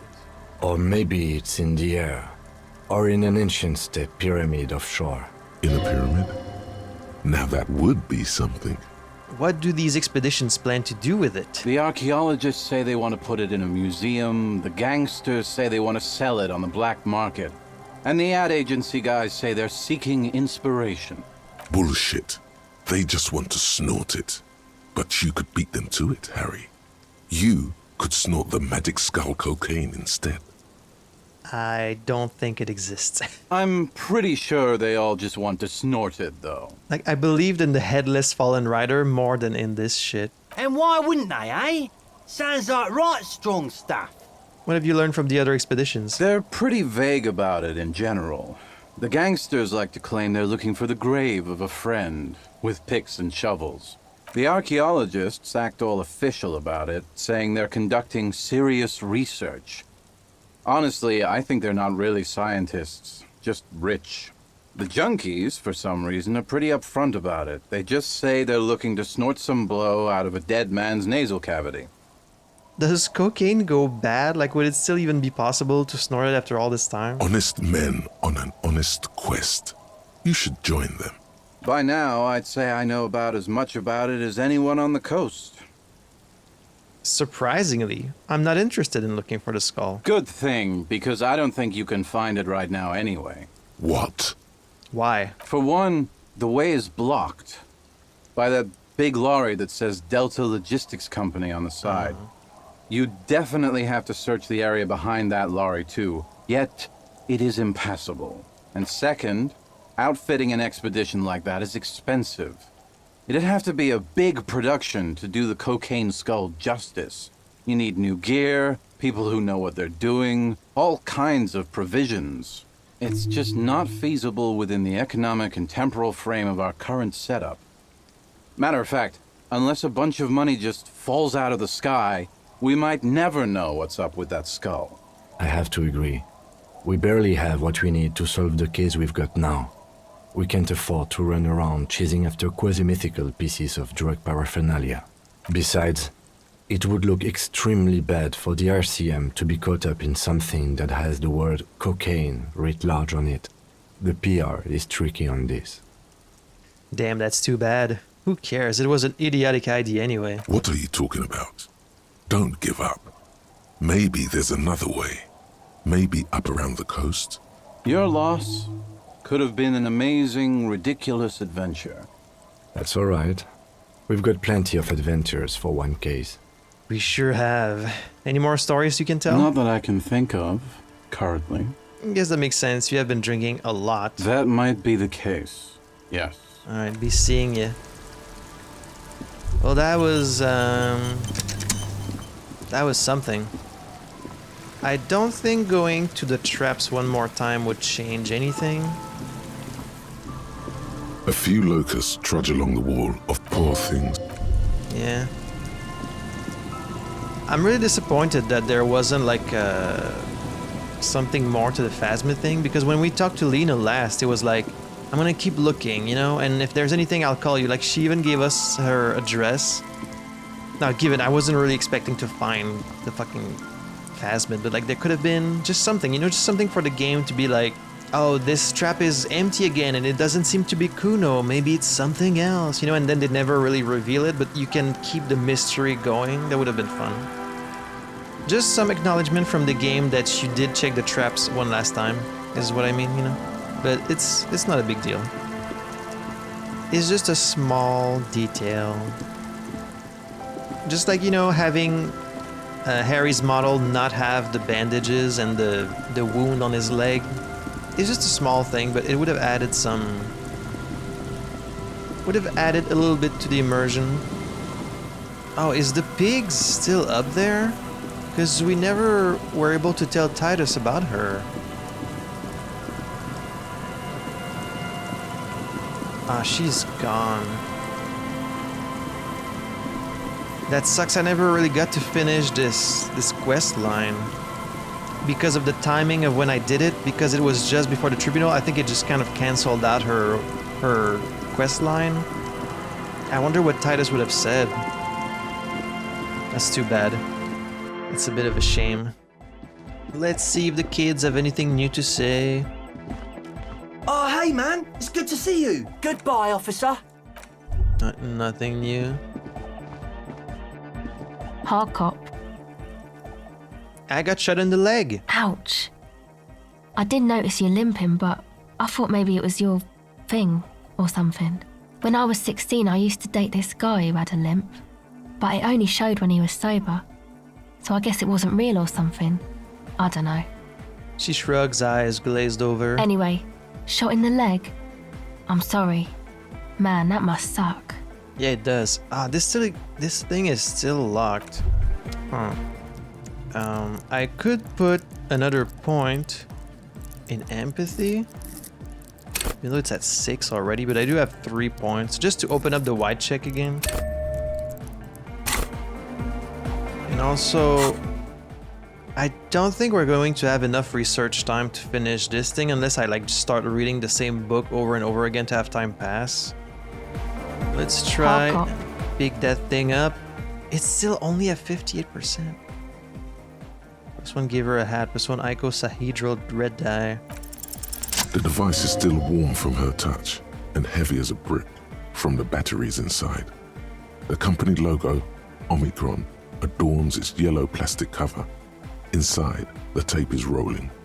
The girl looks at the device in your hands. It still says she's on the coast. It's weird that this whole dialogue is still available when she's inside the church. I'm sorry you have to sit here on this coast feeling miserable at your age or at any age in this place, waiting for it to get dark. She looks you in the eye, her pupils wide, surrounded by a ridiculous amount of makeup. The people who built this world intended it to be better for you, but they failed. It is easier to live in their failure with this by your side. Tap on the tape recorder. Your words echo through the hall.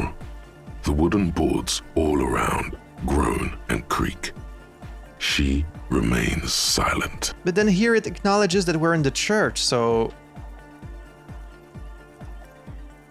I guess when he said the coast, he meant just this general area of being on the coast, not that she was literally on the coast. It's real. Tell her. It is not a childish fantasy. It can be a real weapon against what's coming for you now. What is? The dark. Nothing. If you got this, don't be scared. I'm once again reminded of how Contact Mike rose from the slums of St. Baptiste to the top of the boxing world, overcoming adversity and serious brain trauma. Nothing is coming. Nothing you wouldn't knock out in 3 rounds. The real fight is for the right attitude. Nothing. If you got this, don't be scared. Okay, I'll stick to it. I don't know what the fuck I'm talking about. She takes the device from you and places it in her lap. Something changes between you two. She looks at you differently now.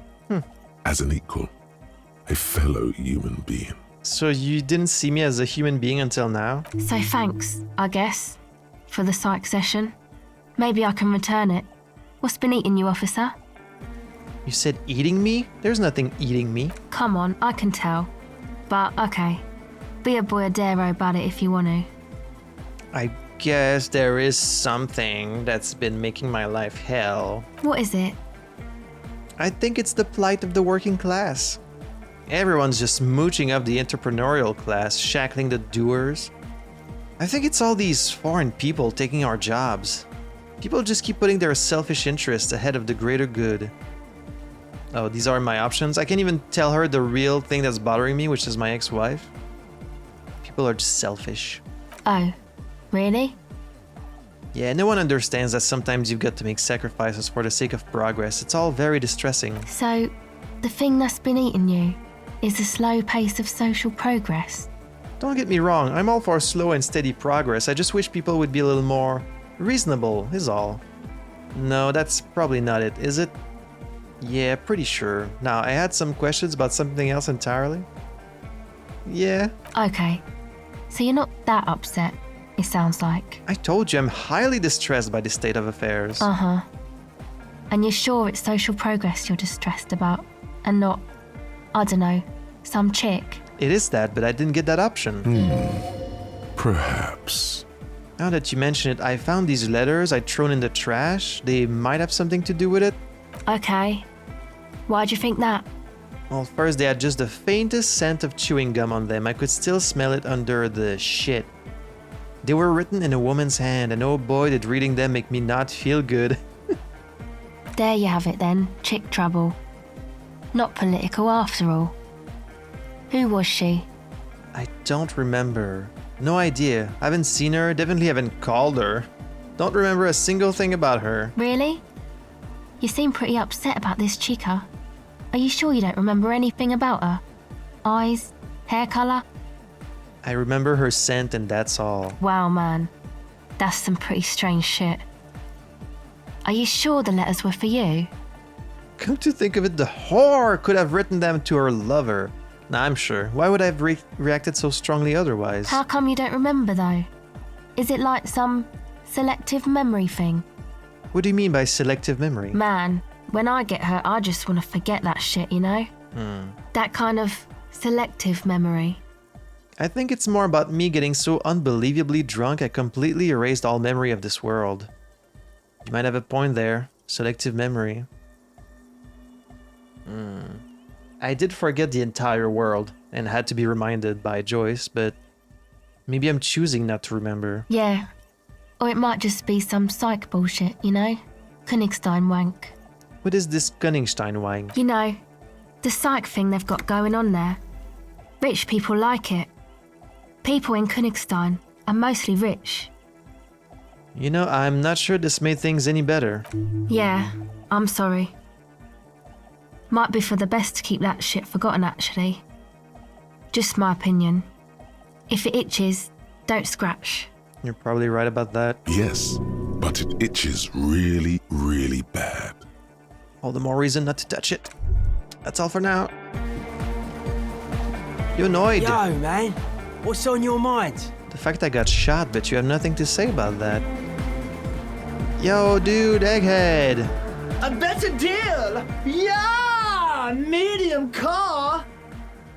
I've thought about the discarded melody and came to the conclusion that Van Eyck has lived around here. J'adore! God is close by, but maybe he doesn't have good enough ears. Let me turn it up so we can lure him here. J'adore means I love it. Alright, last chance to offer the figurines to Dolores Day. The mother of humanism stands above you. Why? That does seem to be a problem. I don't know. What are we thinking of? Only a strange little sadness remains. The mother of humanism towers above you. What is this task? What is this? You should offer her any and all you have one day if you meet her in person. Am I gonna meet the ghost of Dolores Day? Alright, well, that leaves only one thing, does it? I guess there is still the... there is still that damn bunker door. That's still at 3% no matter what I do. Because I've tried everything at this point, right? Like I mean, I could keep putting points and interfacing, but I feel like you're not meant to open this. Oh. The building before you housed the engine. Must have been a big one. Oh yeah, this is... An old door, worn by elements, guards the depot. The wind has blown a sand dune in front of it. So, this is the building that had the pale radio thing in it that Ruby used. I thought it might make this better, but it's still a fucking impossible 20. Unless you roll a double 6, you just can never open this then. You rattle the handle a bit, then push on the door with all your weight. It does not budge. Not only is it locked, it's also jammed shut. Is it possible to get like a double 6 and open it? No, it says inevitably failed. Inevitably failed? But then if you rolled 2 6, what would happen? The door's shut tight. How can we get in there? We don't get in there. What do you mean? We get into like everywhere. Come on, we even got in the light bending guy's container, but you're saying we can't get in there? Frankly, you're just going to have to accept the fact that you can't get in through every single door. Cannot accept that. No. We've gotten into every door thus far. That's right. That's what we do. We open doors. We're cops. That's our perk. Even Everard knew that's a part of our MO. That's who I am, who we are. I'm not gonna accept this. The door could be part of the investigation. Relax. No one's hiding in there. If we can't open it, others can't either. And thus they can't get in. What if they can? He looks at the door with a rueful smile. At least you can think about opening it. About doors in general. They are, after all, fundamental to your life. Perhaps something useful would come from this. One more door. God damn it, it cannot be. A disgrace. That door on the coast, you remember the one, right? The one that leads to the abandoned supply depot? Why in the name of all that's holy does it not open? Why? There has to be a way to get through that unopenable door. By gods, you're the police. All doors are supposed to open before you. What will the others at the precinct think if you can't open a goddamn door? There must be a way. One more door. Only 45 minutes. I could get rid of this thing. All motoric white checks unlocked. Reveal or no. I don't think we're gonna find much posters at this point, so let's forget this one. Even though I don't think I'm gonna have time to finish this thought, because I feel like we're pretty close to the end of the game now, but sure, let's internalize it. Alright, well, there's only one thing left to do, y'all. I don't think I really need the bag anymore either. Also, interestingly, I still have 2 bullets, even though I gave the gun to Kim during the Tribunal and he shot the woman with it. So I should really have only 1 bullet left at this point. Small, very small continuity detail. But, you know, it's there. Oh. Wait. Take a longer look at yourself and how you're reflected in that slick chemical rainbow. What do you see? Look at these two there. They look so good together. Look at that. Metaphor. It's always metaphor. Some kind of metaphor for me? This is more important than you. That's the blood of industry you see before you. The runoff from Coal City, further down the coast. The engines of fortune once roared here. Great wealth poured into Revachol, the Delta, as did smoke, waste, sickness, life. What happened? The engines stopped. The West Revacholian industrial base was dismantled after the war. Now, extinguished coke furnaces dot the landscape, a landscape despoiled by industry. I don't see the problem. Revachol moved on to a service industry. Get with the times, yo. West Revacholian industrial base. That's so me. There was a serious dereliction of duty in this cleanup. True. But get with the times, yo. Right. Here's some advice that's good for business and life. Never fight a losing battle. I'm not even going to argue with you. Okay. Thanks for that. Well. Only one thing left to do. It's time to rock and roll. Alright guys, with all that being done, we're going to have to stop here for today. So after a very long wait, we finally had the Mercenary Tribunal today. It was quite interesting going through Martinez and having to deal with the aftermath of the event. It looks like all the answers to our questions are on the island, so I'm really curious to see what we're going to find there, but that's gonna have to be in the next episode. As always, don't forget that you can catch a week's worth of videos in early access on my Patreon in the description below. And I also look forward to reading your reactions and your comments about the Tribunal today, so don't hesitate and leave me some comments. I always love to hear your thoughts. But until next time, thank you so much for joining me today. I had fun playing this, hope you had fun watching it, and I will see you in the next episode for some more Disco Elysium. À la prochaine.